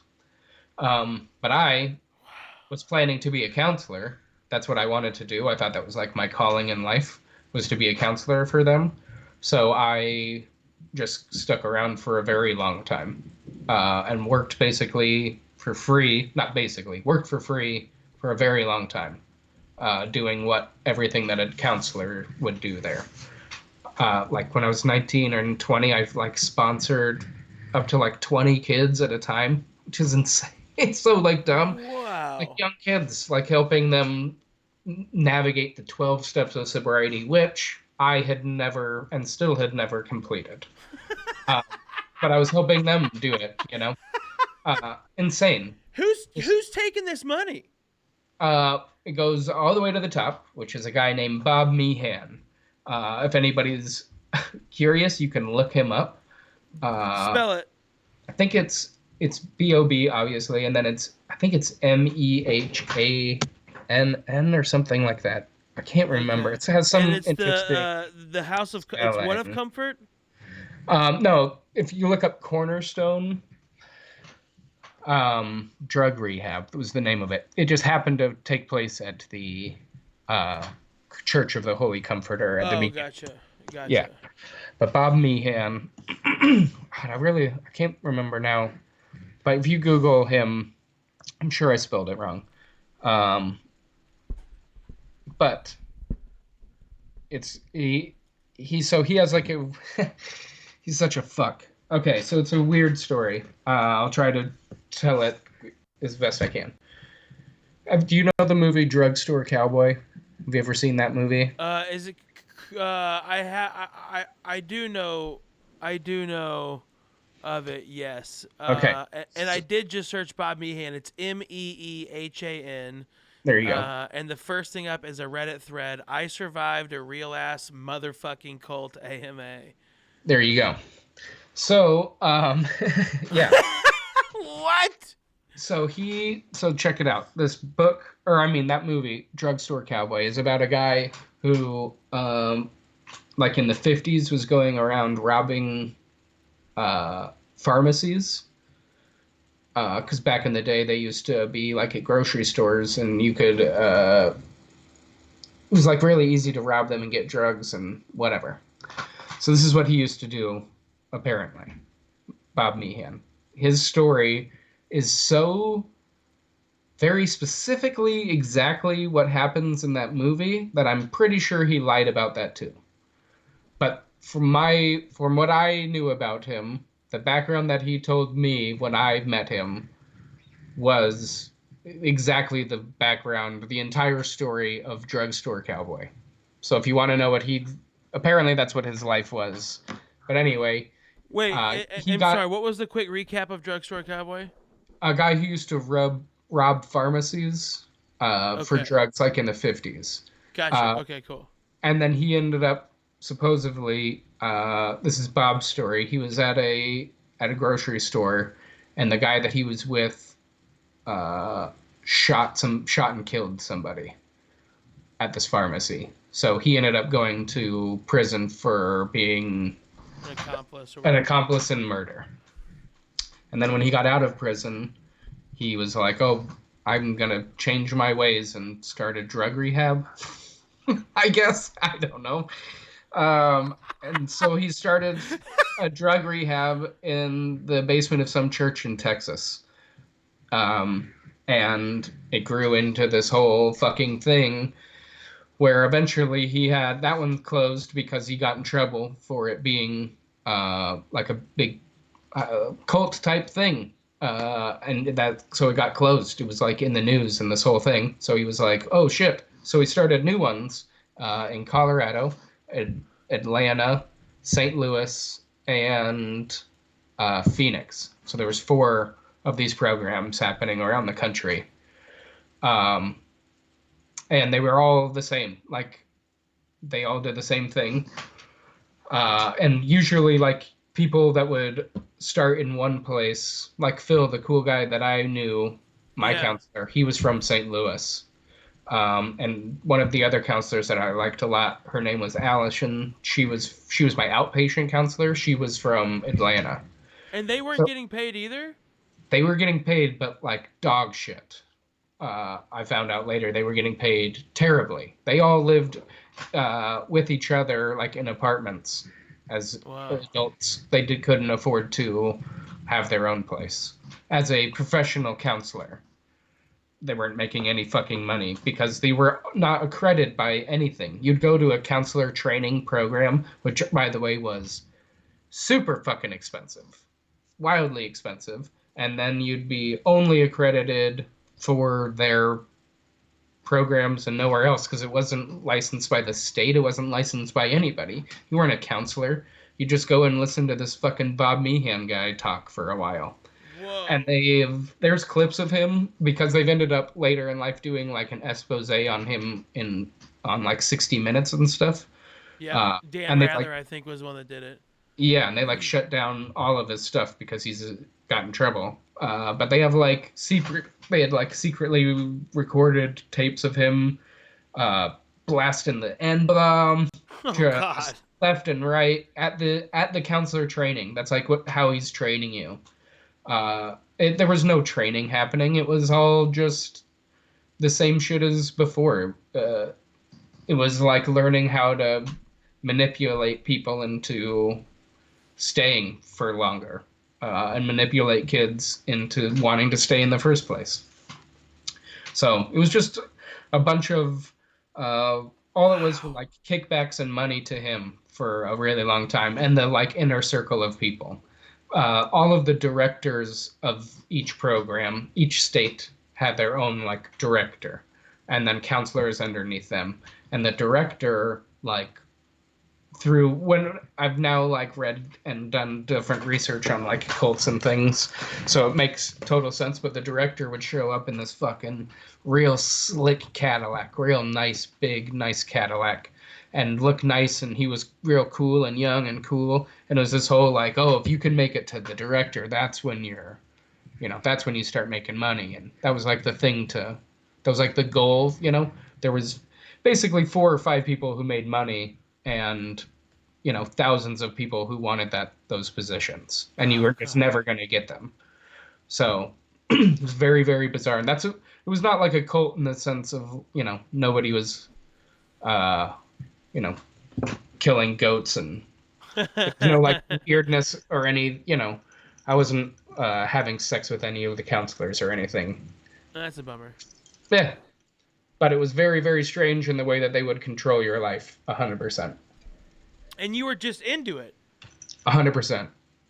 I couldn't have been more into it. So like, here's one tiny way of trying to explain how they would get into your brain.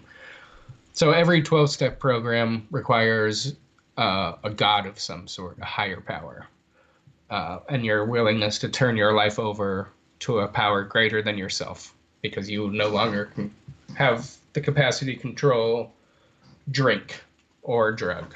So, uh, but no, I mean, I didn't want to talk about God or do any God talk. I was a 16-year-old kid who hated everything because he was bored, And so I certainly didn't believe in God, especially having gone to Catholic school and all of that. I was like, oh, Right, right. Absolutely. go fuck yourself with this God talk. And they were like, well, think about it. They're like, think about it this way. If everybody in the group, which at the time was like 30 people, they're like, if everybody in the group got together and tried to beat you up, could they? It's like, well, of course they could. Well, then they are a power greater than you. They are up. So that's all that it is. So next time that you're like questioning whether or not you should do something, think of like the people in the other group, the other people in the group. Like let them be your higher power. What would they say. Basically, like, what would Jesus do? What would the group do? Whoa. And that's how they And kept you there. that's like the first where they say that, and you're like, oh, okay. Like, I guess that makes sense. Like, I'm not gonna whatever. Like, okay. And then, but you hear It's that that from slow chipping away, exactly, and that's how they got you to start with. exactly. That's how it's all those little things where it's just like, oh, just it'll get your parents off your back. Yeah, you just come smoke cigarettes. It'll be no big deal. Just it's it's just pretend that the group is your god. It's no big deal. You don't need to talk to your parents anymore. We're all the advice you'll ever need. You don't What? need to. You don't. It was that kind of. It in the beginning. It seemed like nothing, and by the end, what they're saying is for sure crazy. But everything that they've said, leading up to it, was just like you were saying, chipping off the block. You didn't really need. You didn't notice by this point how crazy it was. So I was just in there for the longest time. I was for sure going to be a counselor. That was like my plan in life. I didn't have a backup plan. That's all I wanted to do. And the director of our program was this dude named Dave. And Dave was really cool. He was. You ever seen the movie SLC Punk? Yeah, I have. Isn't that a skate movie? It's about like punk rockers in Salt Lake Oh, City in the 80s. okay. Um, but apparently it's somewhat based in reality because this dude Dave was like a part of that whole scene, in this like punk rock scene in Salt Lake, and then he moved to California and whatever, blah blah blah. Ended up doing drugs for a long time, got into this group, became a counselor, became a director. Now he's this guy. He was really cool. So he and I got along Big well because Cadillac. yeah, you have big Cadillac. But he and I got along really well because there was not a lot of punk rock kids in this group. And so he and I just had like a bond right away where we would talk about bands and other shit. So I liked him and he was cool, just a nice guy. He was fun and cool. And so I was talking to him. Basically, I had already been asked to go. You like get nominated to go to drug counseling training, and I was asked to do it, which was incredible. I agreed. I had the check signed, ready to go. But you had to Obviously, pay for it. You had to pay oh, to go to the. oh yeah, and my parents, of course, were paying for it. Oh, I So forgot. Yeah, I you had said that. them. Sorry, I was Yeah, looking up the Bob guy. it's crazy. So I had the check signed, literally ready to go, and was in having like my last interview meeting, whatever, with the director, who started like really breaking me down. Like slowly, it started because I was wearing a wallet chain. And he was like, "What's up with the wallet chain?" And I was like, "What do you mean?" And he's like if we asked you to take it off, would you?" And I was like, "What?" He's like, "If we asked you to take off your wallet chain, would you take it off?" And I was like, "I don't know. I maybe. I guess. I don't know. I don't know. It's like the only thing I have left of my old life, like punk rock shit. I still like all that, so I don't think it's that big of a deal." And he's like, "Yeah, do you still go to concerts?" And I was like, "I mean, I've a couple of times been to concerts." And he's like, "Not with anybody in the group." And I'm like, "No, with some of my old friends." And he's like, "What's up with that? Why do you hang out with that?" And just like he was Weird. like needling This me is in a Dave. way, yeah. And he was needling me in a way where like I was an excellent example there at this point in my life. Like I was everything you'd ever want to be out of like a sober kid. I was like I loved being sober. I was enthusiastic about the group. I wanted everybody to live this better, cooler life that I was in on. I like was in 100%. So I couldn't believe like what the fuck are you doing, man? He was like really breaking me down, just trying to find like a crack in my program basically in how I was working the program. And eventually we got to the point uh, where we found out that I was masturbating to porn sometimes, which was not good. That was a no-no in their eyes for whatever reason, for power, because they wanted to be able to control you in every way. So it got that deep that they would control, that you Whoa. shouldn't be looking at porn and everything. How old are you at this point? 19? Uh, 21. 21? No, yeah, 21. Yes, 21. Is that right? Yeah, 21. Um, and I, so I admitted that I would do that occasionally, which also, by the way, I was doing it very occasionally and would feel so bad afterwards. Like I had just, Because they had brought that up, like yeah, that was yeah, one of the rules. Like it was well exactly. known that you don't jerk off to porn, or that you Yeah, don't jerk off. Period. to porn because it was like degrading to people. Interesting. And So you had to yeah, imaginate stuff. exactly. And you just shouldn't be really doing that anyway, because they want to just control every aspect of your life. Um, so eventually that came out, and it was very weird, obviously. Uh, and he was saying at the end of all of that, he was like, "I don't think you're like spiritually fit to be a counselor. I don't think you're ready to do it, and I think maybe you should like look into graduating the program and going and doing something else with your life." And it fucking shook me, dude. I had no other plan in my life, like at all. That's what I was going to do. That's what I was born to do. I was destined to be a counselor. So I was like, yep, very upset, to say the least. I was like done with that place. I was pissed. I I was so mad. I couldn't believe it. I went back to like do the graduation ceremony that you do, but I was over it. I hated it. I thought that they were like, I They don't know. I just pushed you felt like, out. yeah, I felt like I got cheated. I felt like they were some sort of, I didn't, I was better than everybody there. I was like, I could be the best counselor that's ever fucking existed here. I'm hilarious. I'm engaging. I'm all of these things that nobody is here. Like, this sucks. I was so pissed. Uh, and then so I left there and started going to AA meetings, just like local AA meetings. And very quickly in That those drove you AA back to meetings, drugs. well, it was very quick that I was like, oh, I'm not, I'm not this. Like, I was never an alcoholic to begin with. Drinking was never an issue. It was Sure. drugs. But even then, I was like a kid, man. I was doing kid stuff. Rebelling is really what I was doing. Like, I needed something for sure. I probably could have used like a real kick in the ass to get my shit together when I was 16. I didn't need 5 years of sobriety in a cult. Uh, I was not that, you know? So right away in AA, I got a sponsor and stuff, and I immediately began questioning whether or not I was an alcoholic or an addict at all, or if any of this was right for me. I started like talking to my counselor about like my different experiences with sobriety, and he had to do a lot of like, no, that's not how we do it, and things like, and like a lot Like of, you talked to him about what your rehab was like. yeah, like, and he was very confused by a lot of it, and I would ask him about like, do you think it's cool if I like go to this concert or something? And he'd be like, I don't give a shit. It's not my life. Do whatever But the what would the fuck you group want. think?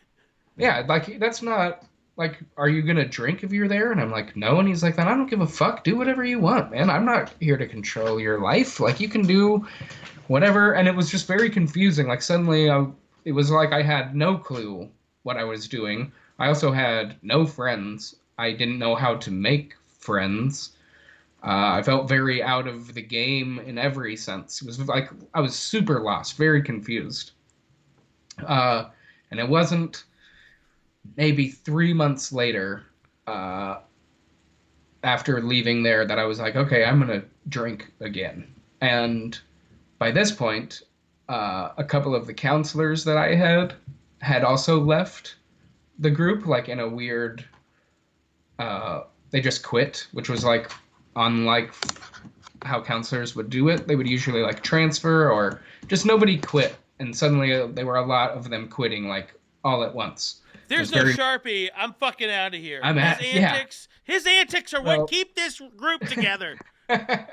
what I like came to find out, which is very strange is that uh, Dave, the director of everybody, kind of kicked him out. And then he quit himself a few weeks later after all of that because somehow somebody got a hold of him or he started looking into shit and was like, this place is fucked up. Dave was. Yeah. So he, like, behind Bob's back was telling people to leave. He's like, quit. You need to get out of here and, like, I go. was actually going to ask you that if you Yeah. think he did that to help you. He totally did. We talked about it over beers later, like years later. We had a couple of beers and talked about how he was doing that because he was like, I didn't know how to tell you. Like, what do I tell you? Like, hey, we've been brainwashing you for 5 years. You need to get the fuck out of here. So he just found the only way that he could, which was telling me that I was spiritually unfit to go to be a counselor. Because you're jerking off to porn. Because I'm jerking off to porn. Shame. Which that hasn't stopped. I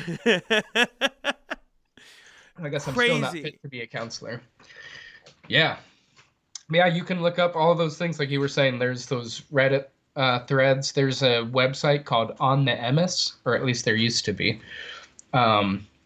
EMMIS, I believe is how you'd spell that, On the Emis. And it was all about surviving Meehan-run drug rehabs. It was like for the survivors of his programs because it was truly a real deal 100% mind fucked when you would get out of there. Because they like controlled your life and then spit you out with no guidance at all. Whoa. Very strange. What do you think their end goal was? Money. Okay. That's it. And he made a lot. He was doing good. What happened to Meehan? I don't know. I think he's dead. Is he in jail? Like Oh. Did he ever go to jail? I honestly don't know. I've thought pretty hard about doing a like investigative podcast about it because I think it's a pretty interesting story.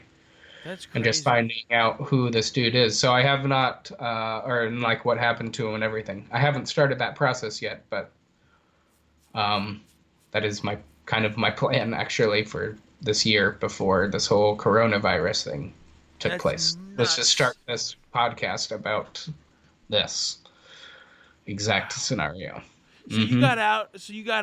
And then did you go talk to your parents about it immediately, or was it later? I know you talked later, but what did you do? Like, how did you how did you transition back? Sure. I would say probably by the time I was like, so when I was in like 20 and I'd been out of my parents' house by like 3 years by that point, we kind of started to get a different relationship in that it was very distant, but for years now it had been good, whereas for years before it had been bad. So now at least, we were very friendly with each other. We wouldn't fight anymore or anything like that, but we just kind of accepted the distance. So then once I got out and started going to AA and then decided to drink again, I talked to them before I did and was like, hey, I just want to let you guys know that I think I'm going to drink again. And they were both like, that's fine. We don't think that you had a problem. I was like, not with alcohol. You gonna start eating a bunch of acid again? So did they ever learn that you were eating acid? Oh, yeah. Yeah, that's actually real funny. So when I first got into the outpatient part of the rehab, they were like, you need to tell your parents what you were doing because they don't know.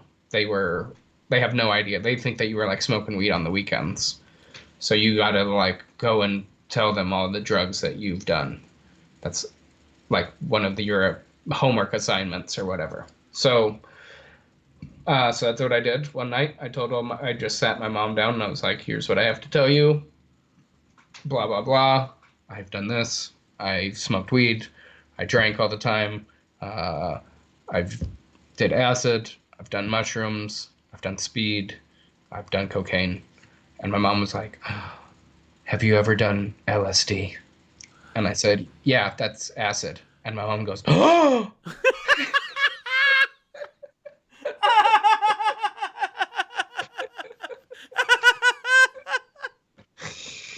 yeah." Oh God. It was like cute. Oh God. Yeah. Wow, that's funny. hmm That's hmm funny. Um, Also, she's like, "Oh my God," to that, and I was like, "Speed's way worse," but yeah. whatever. What? Wow. Whatever. Do you tell us, because I know this because you've told me this, but uh just real quick, share with us a few of the events that this group would throw, like Oh, the dance, like the yeah, yeah. rave nights or whatever. Sure. So they had all kinds of things that you'd have to do to keep sober kids having fun on Friday and Saturday nights, you know? So, uh, one thing is people ask me now, like, well, why don't you karaoke? Because I did it 8 million fucking times from 16 to 21. That's like one of the main things that you could do. Every other weekend we'd have karaoke. I fucking hated it. Um, so karaoke was one thing. We would have these like dance parties, basically a rave. We would have cool lights, big sound system, big dance party with the shittiest music. They would not play like good music because they didn't want anybody to have like associated memories, you know? So they would play specifically like 80s dance music because none of us thought that that was cool at the time. There was not like a single person alive who thought that was music was cool. So that's what we listened to all the time at these dance parties. It Not a was Thelma awful. Houston. It is stupid. Terrible, dude. It's Raining Men. I can't tell you how many times I've danced to It's Raining Men. Uh, we'd had all sorts of dumb nights. I had I will say that through this place, I ended up meeting a friend who then introduced me to stand-up comedy. Mark Lee? So, correct. So if I had never done this rehab, who knows if I would have ever started comedy. So in a way, thank God. How did you meet Mark? Um, Fun story. All right, One we'll of get the there in a second. functions. Oh, no, no. It Oh, can is that the tie function? right Okay, in cool. because one of the functions that we did was an 80s dance party. You guessed it. And you had to dress up like themed for an 80s dance party. So I wore all sweats, white sweatsuit.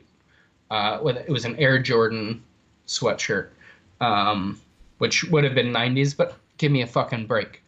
So I was trying. And then I also had an old school skateboard that I was just carrying around like an 80s style skateboard. And I went over to my friend's house before the thing. Uh, and there was a new guy, brand new to the program, just sitting there watching skate videos. And I was like, "What's up, man?" Like acting like a fucking idiot skateboard jock guy. I was like, "What's up, dude?" And he's like, "Hey." And I was like, "You want to go old school skateboarding with me?" And he was like, "Sure." I was like, "All right." So we went outside and started old school skateboarding. And that person then became my friend, like my very best friend in the world. He was funny as hell. Immediately, I was like, "Holy shit, this dude is Yeah, Mark hilarious." is very We funny. got into his car. This is really crude. We got into his car to go 80s skateboarding, and all on his ceiling was like a bunch, just a lot of little marks were all on his ceiling. And I was like, "What's up with what's all on your ceiling?" And this is the first time I've met him. I've only met weird people in this drug rehab. You meet a lot of weird people in a drug rehab, you know, that are into like truly crazy shit. Like there I was can this, imagine. yeah, like a lot of real deal like heroin addicts and people who had like done desperate shit in this place. So you never know the stories that people tell. So the first time I'm meeting Mark, we're in his car. I'm like, "What's on the ceiling of your car?" And he goes, "Oh, I I like to like poke my dick with uh like safety pins and then jerk off. So it's It's actually blood. I was like, what? He's like, a soda exploded in my car, you freak. And I was like, oh, okay. It was the first meeting, first time. And I was like, God, this guy's a psycho. Jesus Christ, Mark Lee. Total Oh sick. God, I Like this miss guy him. is, he is fun. So yeah, so we became good friends. And part of like we did improv nights sometimes, he and I, where we would put on like basically like whose line is it anyway type shows for the group. Like he and I would just do improv shows. But he wasn't in the group. He was in the group. Mark Lee was? Yes. Oh, I didn't know that. That's how I met him. He didn't stay for very long because he's intelligent. So he was like, this place seems fucking crazy, and he left. So it was right towards the end of when I was there. And we stayed friends and stopped doing improv, and he started doing stand up, and then he was like, you should do this. And then Here we are. there we are. But yeah, so we would do that. We had all kinds of weird functions and dance nights and whatever you could do to entertain each other. Uh, yeah, we had one where we set up me and the other guy who ran the coffee shop. He was like the main guy. I was his lower guy, but we made like a His adventure bitch course. Rista? That's right. Uh, like we made like an adventure course kind of gauntlet thing that you had to run through.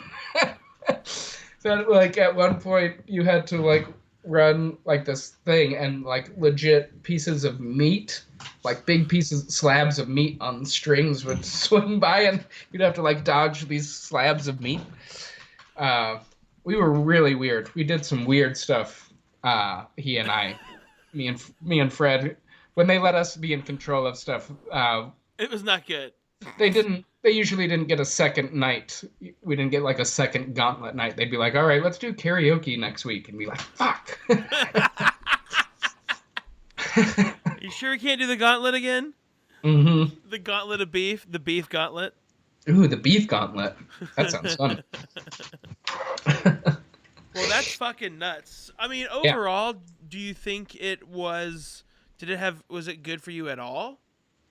100%.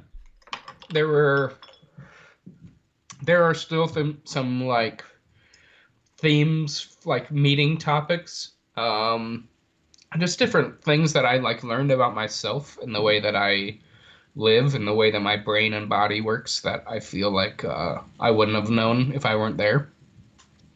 I feel like it gave me a sense of empathy that I wouldn't have otherwise for people who go through uh, addiction and like for real addiction and things that I've never like I for sure, like I said, I was a fucking idiot and definitely needed something, but I didn't need a full rehab.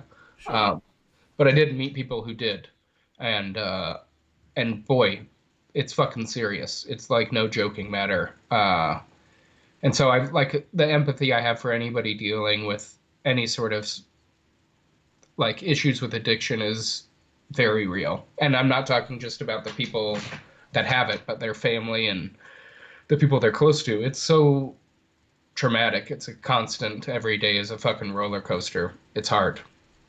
So that helped me for sure. And truly, who knows what my life would have been like had I just stayed doing drugs, you know? I mean, I was a fucking idiot, and that is very young to be doing a lot of drugs like that, you know? Yeah. Uh, so who knows what would have happened? And I got to, meet Mark, which, like I said, obviously has led me to Changed your my life for the better? Yeah. 100% changed my life completely. And I still talk to him. It's really bizarre because I talk to him all the time. He's since stopped doing comedy, again, because he's intelligent and moved on to bigger, better things in his life. But it's really funny because we talk about it often about like how our paths have interchanged so many different times. And it's fun to be like, well, I wonder what would have happened if I'd stayed doing comedy for him, and for me to be like, I wonder what happened if I quit doing comedy. And I can tell you from both ends, neither are good. So just stick on the path you're on and suck it, you know? Man, that is nuts. So Truly exciting. do you know if that school or if that cult has shut down? Yeah, as far as I know, He's done with it, right? Like, or because they made him because they claimed it yes, as a yeah, yeah, cult. yeah, yeah. It like got a real after the 60 Minutes thing. I think it got like a real like no more. The state investigated that kind of thing. Yeah, All the places got shut down, and then I think he died a few years later. gotcha. But I'm not Who, positive about who that. ratted him out, or like who was the one that I spearheaded don't know. the? I don't know. I don't know how Dave. I feel like what I really want to do with this podcast is talk to Dave, the counselor, the The director of the director. program, because I want to know like what got in his ear to be like to start telling people to leave. Basically, all the Right. coolest people, all of the people that I thought were like the best, uh, like real, like in their heart, truly wanting to just help people. All of them quit very rapidly, and I think he told them all, and Wow. then quit himself. Wow. And where did he Wow. come from? Atlanta, you said? St. Louis? He was like one of the old school dudes who I think started in Phoenix. Phoenix was like the first one of after the main Texas. one after Yeah. Texas, yeah. Yeah. Then the Phoenix one started, and then it grew out of that. So Gotcha. he was there, and he's like the coolest dude. He has since like talk about a dude with like a real good heart. He has then since from after leaving that place started an actual legit sober school for people who needed like a sober Oh, cool. environment, and it was like it was a more legit what he was trying to do the first time, but instead of being at rehab it was like another totally different way of helping kids move past whatever into like their adult phase of their life uh, as a sober person. Yeah. So he's like the coolest. He's an incredible person and truly like a good heart and a good soul. And I'm not That's sure great. now, but I'm pretty sure last I heard he moved to California. So he actually lives pretty close to me. I think he lives in Palm Springs. Oh, okay, cool. So I got to talk to him sooner or later. I do keep up with a few of the other counselors, just like and other people just through internet and stuff. But almost none. Mark's really the only person that I still am in contact with. I'm telling you, that would be a fun series, like a little limited series there. Yeah, I really should because it's so weird. For so much of my life, I've tried to forget about that time. you know, Of uh, course. it's because it like really fucked me up. It was really hard to. Luckily, I really did get lucky finding comedy like a year and a half after I got out of there, and comedy luckily just has a built-in friend group. Like Of once you course. start doing stand-up, there are just a plethora of people for you to Right. become friends with. They're just A waiting for quarter you of to them are the worst, but the right, other ones are pretty cool. right, and you can and like you're just able to meet so many people. You automatically have something in common and you're bound to make friends through doing stand up. Like it's hard not to, I guess. Right. And so I got really lucky that way because once I got out of that program, I truly had no idea how people make friends or how whatever. I spent the most formative like years of your life totally disconnected from everybody from 16 to 21. I don't know what everybody else did in your like finishing high school, You don't even starting know what college. music when like they got throwback music and everyone goes crazy. You're like, I don't know who the wasn't Backstreet Boys. Yeah. wasn't cool when I was doing it. Like there was no. It's Is it very Raining strange. Men? Because that's that That's all song. I know. Give That's me all I some of know. that. Yeah. So very bizarre. So it took me. I like got really lucky in finding comedy because I don't know how otherwise. How do you make fucking friends? Everybody has your Right. friends from high school and college, and then you meet your new friends at work. And I had none of those because I stopped hanging out with all my high school friends because they were bad for me because I started doing drugs.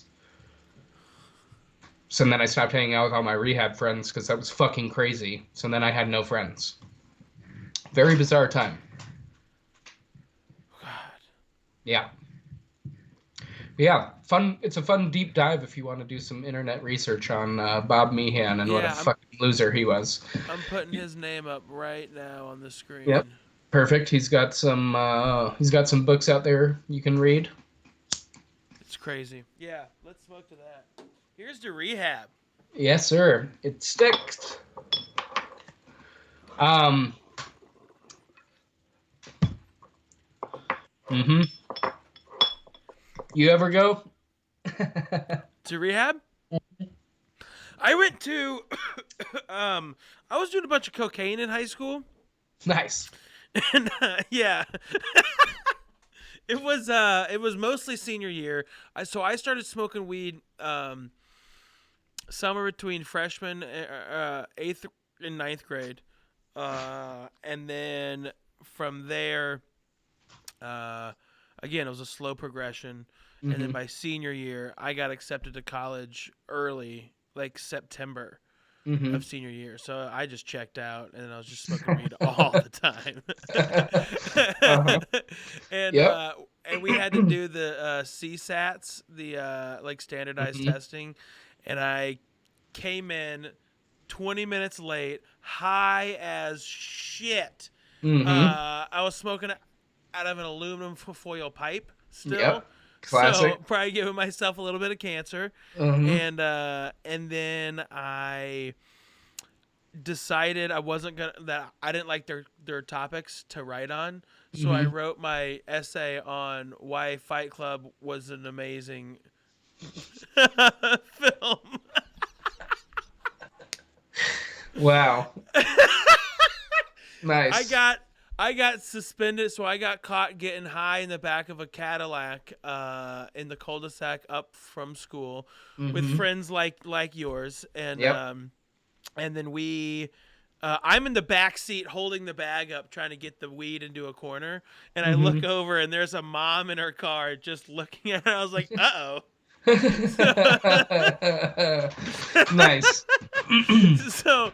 So we go to school, and first period we get called down to the office, and those dudes got expelled. I'm sorry. There we go. Uh-huh. Those dudes got expelled from school for the rest of the year. I got suspended for the rest of the day. What? Yeah. Why? I was football captain. I was like the number one Unbelievable. cheerleader of all the sports teams. I was, king school that everyone loved. That's And so funny. What school did you go to? Boulder? Lewis Palmer in Monument. Okay. Yeah. Wow, that's so funny. Yeah, and so I would God, I was smoking so much weed, uh and then I was like, all right, I'm never gonna do cocaine, and the first opportunity I get, the first fucking chance, I'm like, yeah, okay, I'm in. That sounds Yep. fun. Mm-hmm. And then I started doing a bunch of cocaine with Austin, and Mm-hmm. and then I started smoking cocaine. Nice. Yeah, started doing foilies. Mm-hmm. Yeah, I was just And gonna say then back to the foil. yep. And then I did I got a bad like we one time split an 8 ball in his closet, just me and him, just ripping lines all night. Yikes. Yeah. Uh and then we did I got a super bad case of laryngitis or something fucked up in my throat, and my doctor was like, this is crazy." And I could only think of it's probably all this cocaine I'm smoking off of foil. And Yeah. so this was this was the summer after school, and I was like, if I'm going to go to college and Mm-hmm. be doing coke like this, I'm over. So I just was like, I'm done, and I just stopped. Not just done. Wow. Good for Done. you. It wasn't until I think like senior year in college I was like, I'm fine, and then I just do it, you know, when I Right. want. Sure. Recreationally. Yeah, it's not an issue. Sure. That's Um, crazy. yeah, huge. Yeah, Wild. yeah. And then we talked about the pills, the Valium, Yeah. and drinking, and then that's about it. Also, if you like war stories of partying, which I feel like a lot of people do, there's a podcast called "It's All Bad." Okay. That's perfect. It's perfect. It's just a bunch of old AA guys talking about war stories, and they're fucked up. What's it They're called? it's all bad. It's all bad. hmm Because they're all bad. The stories are all bad. It's like Jesus Christ, each one. Whew, people party hard, dude. Uh, yeah, some bad stuff happens. Oh, dude, I remember when I got arrested, that like DWAI that I got. hmm I had to go do alcohol classes, Oh yeah. and my our advisor, who eventually relapsed, uh, hmm told us he was like this high level like broker, like business guy, whatever, and he was just drinking a bottle of vodka a day. Jesus. And then he had the money to eat all the supplements and stuff like that, and was Yeah. just drinking and drinking. And then he was drinking like like 2/5 a day, Oh, one at work, one when he came home. And just, I think when he blew, he was right. I think for some reason I remember him saying .409 holy was what he tits. blew. Yeah. Yeah. Like dead. He was dead. Dude, and he was like, I was fine, to be honest. I could have kept going. Jesus. Yeah. So you do hear some stories Yeah, like, holy shit, dude. you guys are So, alcoholics. You're train wrecks. How are you alive? I got in trouble at some point during all of this shit, and I had to go to those classes as well, some sort of alcohol drug classes with my parents, and one of them was on 420, the day uh, the meeting was that night, 420. So me, like everybody else in my school, went to school that first period and then went and smoked weed all day. Uh, and then came home and then whatever. And then went to this drug class with your parents and found out about Columbine because that happened that day. Whoa. There was a number of kids. There was probably 6 kids in the class who did not know that Columbine happened because they didn't go to school like they were supposed to, and they were all stoned. And then somebody said something, and they were like, "What?"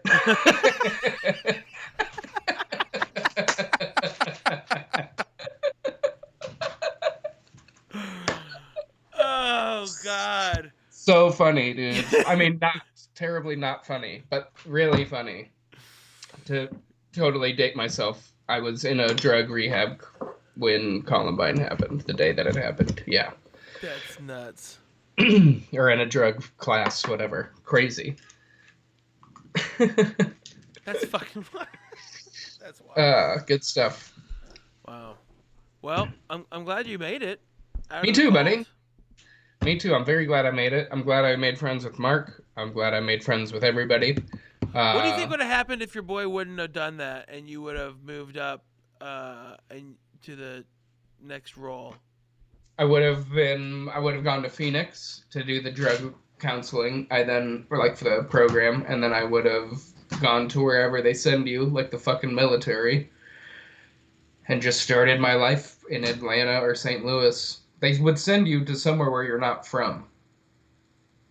So then they like disconnect you even more so that you can't like, if I was in Colorado, I would have been able to like visit my parents, and my parents would have been like, "What the fuck are you doing with your life? Like you're not making any money and you're living with these people and blah blah blah." They would have eventually talked me out of it. So they would have sent me to St. Louis or Atlanta or something, or kept me Weird. there in Phoenix. Yeah. And I would have been a drug counselor and racist. Until they got shut down. Yeah, until they got shut down a few years later. Weird. And then everyone's like, "Wait, what?" Yeah, I mean, that's the crazy thing. That's what I'd like to do now is talk to all of the ex-counselors because I know some of them, the ones that I've had, have gone on to like do really cool things. Uh, some of them anyway. Like One of them I know is like works at the University of Arizona, and it's got I think got his doctorate from there, and like does it's all about schooling. And then another one of the counselors is a lawyer now. He went to law school and finished, and is a lawyer in Texas. And then that one dude became a like started a sober school for people. Like a lot of them have gone on to do like really cool things. And I know two of the people that I was really close with, like kids that I was in there with, are still sober, which Sober, is sober. totally sober, Not and even they smoking needed weed. no, and they needed it. They were like two of the people that like they need help, like for real. They're bad. One was a real bad alcoholic, and the other one was a real bad like drug coke guy, Wow. and both of them are still totally sober. And so that's really cool. They like helped them, and in that way they like still fucked them up in every sense. And they had to recover from getting out of there like everybody else, but they stayed sober, which is very cool because not many people did that I know of that got out of there. Most of them were like, oh, I didn't even need this in the fucking first place. Weird. Mm-hmm. God, that's crazy. That's It's crazy. yeah, it's really, really weird. It's hard to explain. It's hard to remember things because of how long it's been and how much I tried to forget about it. Um, as to like why it ever seemed normal, but when you're 16 and kind of desperate, and like your brain is kind of a sponge. Yeah. So you'll just take whatever you can get. And it's dumb and shallow, but a couple of hot girls giving you hugs, Makes you it feel helps a pretty lot. good when you're 16. It helps a lot. Yeah, it does. Hmm. Wow. Well, Chris, thanks, Yeah, man. Thanks for opening absolutely. up. I appreciate it. I've only heard bits and pieces of that, and boy, it's interesting to hear it from the top. Yeah, absolutely. Happy to tell it. Maybe I'll turn it into a even more enjoyable podcast someday. And I would love to hear that. I mean, I need to start listening to podcasts if I'm going to start doing them. I feel I feel like that's not. I feel like you can't just be in the game and not playing it too. yeah, I'll recommend one also for you and everybody else would be Scattered, Chris Garcia's podcast. Okay. It What is is that one about? it is about his father.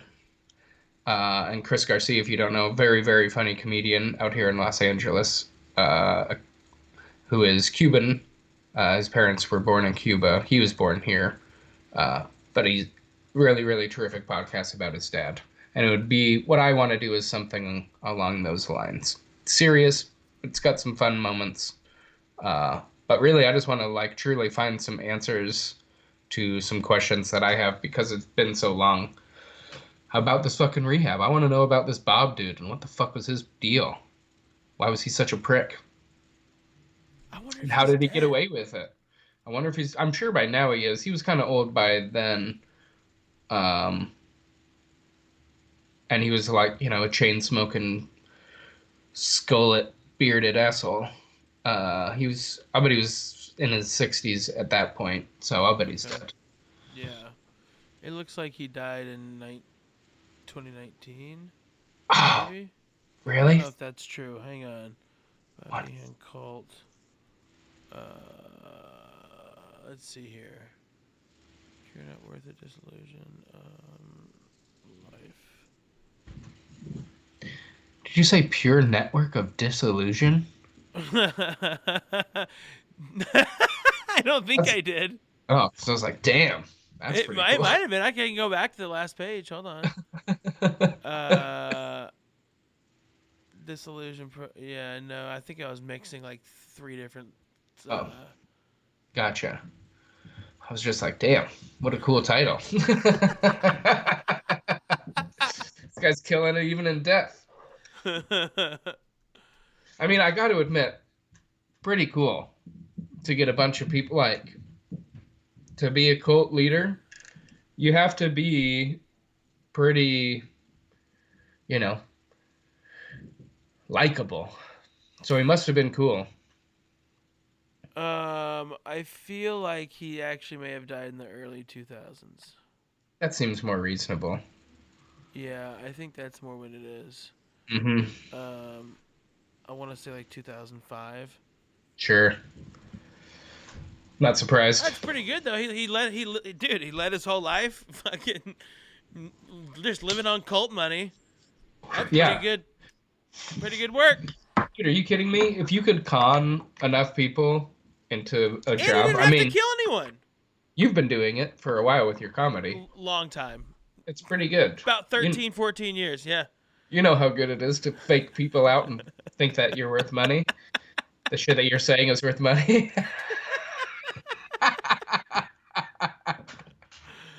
Oh I boy, hate that's you. fun. Man, I really I That's needed pretty. that. That's what the Scientologists did. That's what L. Ron Hubbard Yeah, did. That's what absolutely. I mean. But the nice thing is when you're not killing people. You know, Absolutely. like Charlie Manson.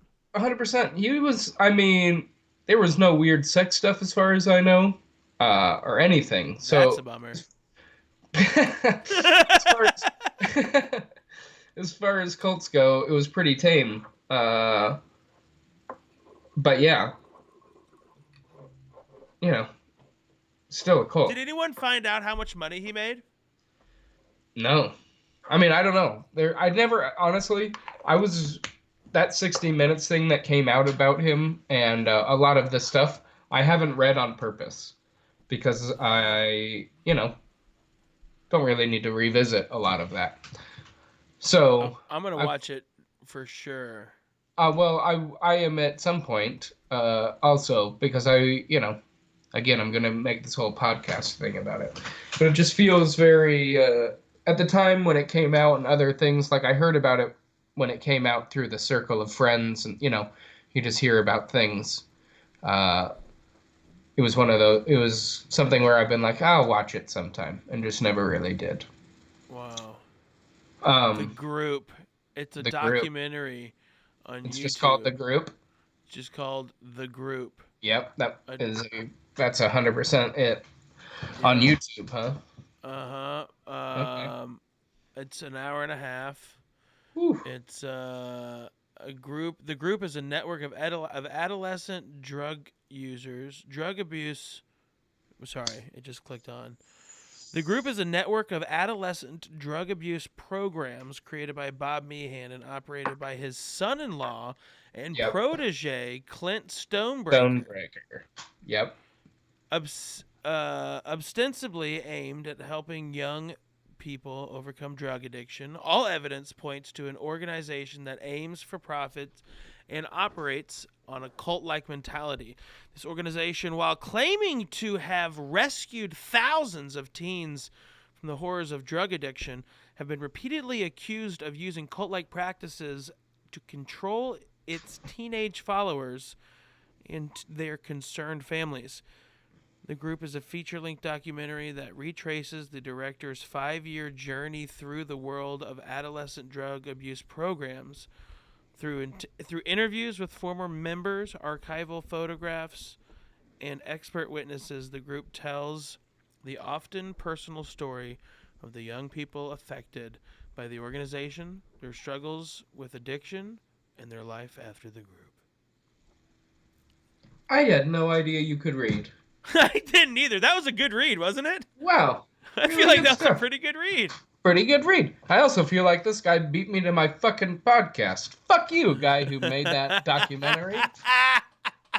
Who do you It think you seems like he are? was. It seems like he was in. This person was in the.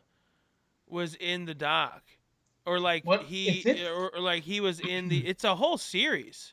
Interesting. I'll have to check it out. It's just called The Group, a The group. documentary. Yeah, I'm not And surprised that that's there's something about it. yeah. I would be very surprised if there's not a podcast about it.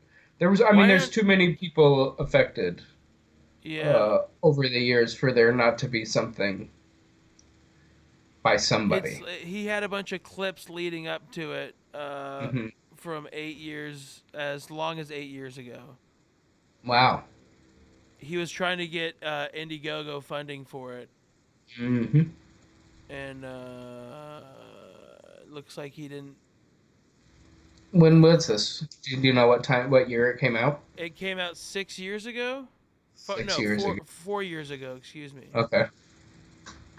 And he has a little clip of Bob Meehan teaching kids. I bet he says Crazy. the N-word. I can't wait. I'm gonna watch all these. Well, if you want to watch it, take a look at it. It's called The Group, Yeah. documentary on YouTube. Sharpie, thanks for tuning in or for calling us in and sharing Dude, this with us. absolutely. I really This was appreciate fun. you wanting to talk about it. It's a very interesting part of my life that I don't talk about much. So, it's I a, don't know how it comes up in conversation. well, it's funny. It doesn't much anymore, but it used to just naturally when a lot of like, what high school did you go to? It's like, Well, well, and then it's hard to explain past that. And I've also tried to write jokes about it a bunch, and it doesn't work. But it is something where I've talked to other comedians where they've met my family, and they're like, "So you're really nice and seem pretty normal, and your family's really nice and seems very normal. So what why are happened? you a comedian?" And I'm like, "Oh, I spent like 7 years in a drug cult." And they're like, "There we go." I'm like, there, that's it. Oh God, that's great. Oh man. All right. Well, thanks for opening up. That's crazy. Hey, And if you have an addiction problem, just don't go to a cult, no, please don't. Get real help. Yeah. Uh, it's If they're important eating and it's mac and worth it. cheese, they go, "Oh, are you Chris? All right, let's go Hmm. rip some cigs in the back." Exactly. I'll go rip some cigs with you, and I've stopped smoking. If that will get you to stop doing drugs, person who needs help. Oh man. All right, buddy. Hell Well, yeah. you have a good rest of your night. Enjoy your quarantine. Go wash those hands. Absolutely. After Did your light talking to just you turn for off this again? long, I've got to go take a shower. You freak. Oh, buddy. You're the best, Brent. I love you. I will miss you. I Good to can't see wait you. to see you in person. Me too, man. Me All too. right, dude. All right, buddy. We'll see you next time. All right, see ya. Bye bye. That was Chris Charpentier. Thanks so much to him for tuning in and telling us all that. That's crazy. If you missed the first part of his of our little mini series, our 2-part series here, you can check that out as well. I think it's like episode 3 or 4. Go look at it. I don't know, but thank you for tuning in. I hope you enjoyed it. If there's anything you want to talk about or want to see, just hit me up at the Brent Gill EP, and let me know. Oh, that's at Gmail. The Brent Gill EP at Gmail. Yeah, that's right. All right, we'll see you soon. I love you, everybody. Thanks for tuning in. Thanks to our sponsors. We'll see you soon. Good night.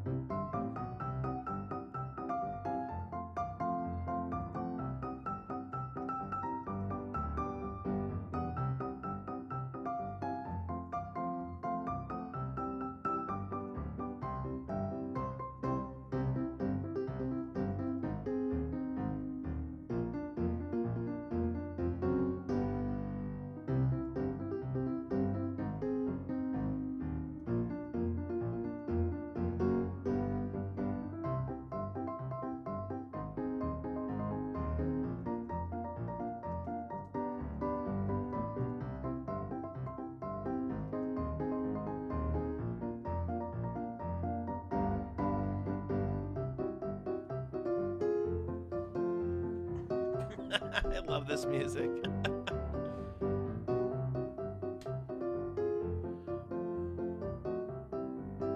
Thanks, everybody. We'll see you next time. I'll be here tomorrow, streaming live, Tuesday, the 7th of April, 7 p.m. Pacific Standard Time. Come on back. We'll see you tomorrow.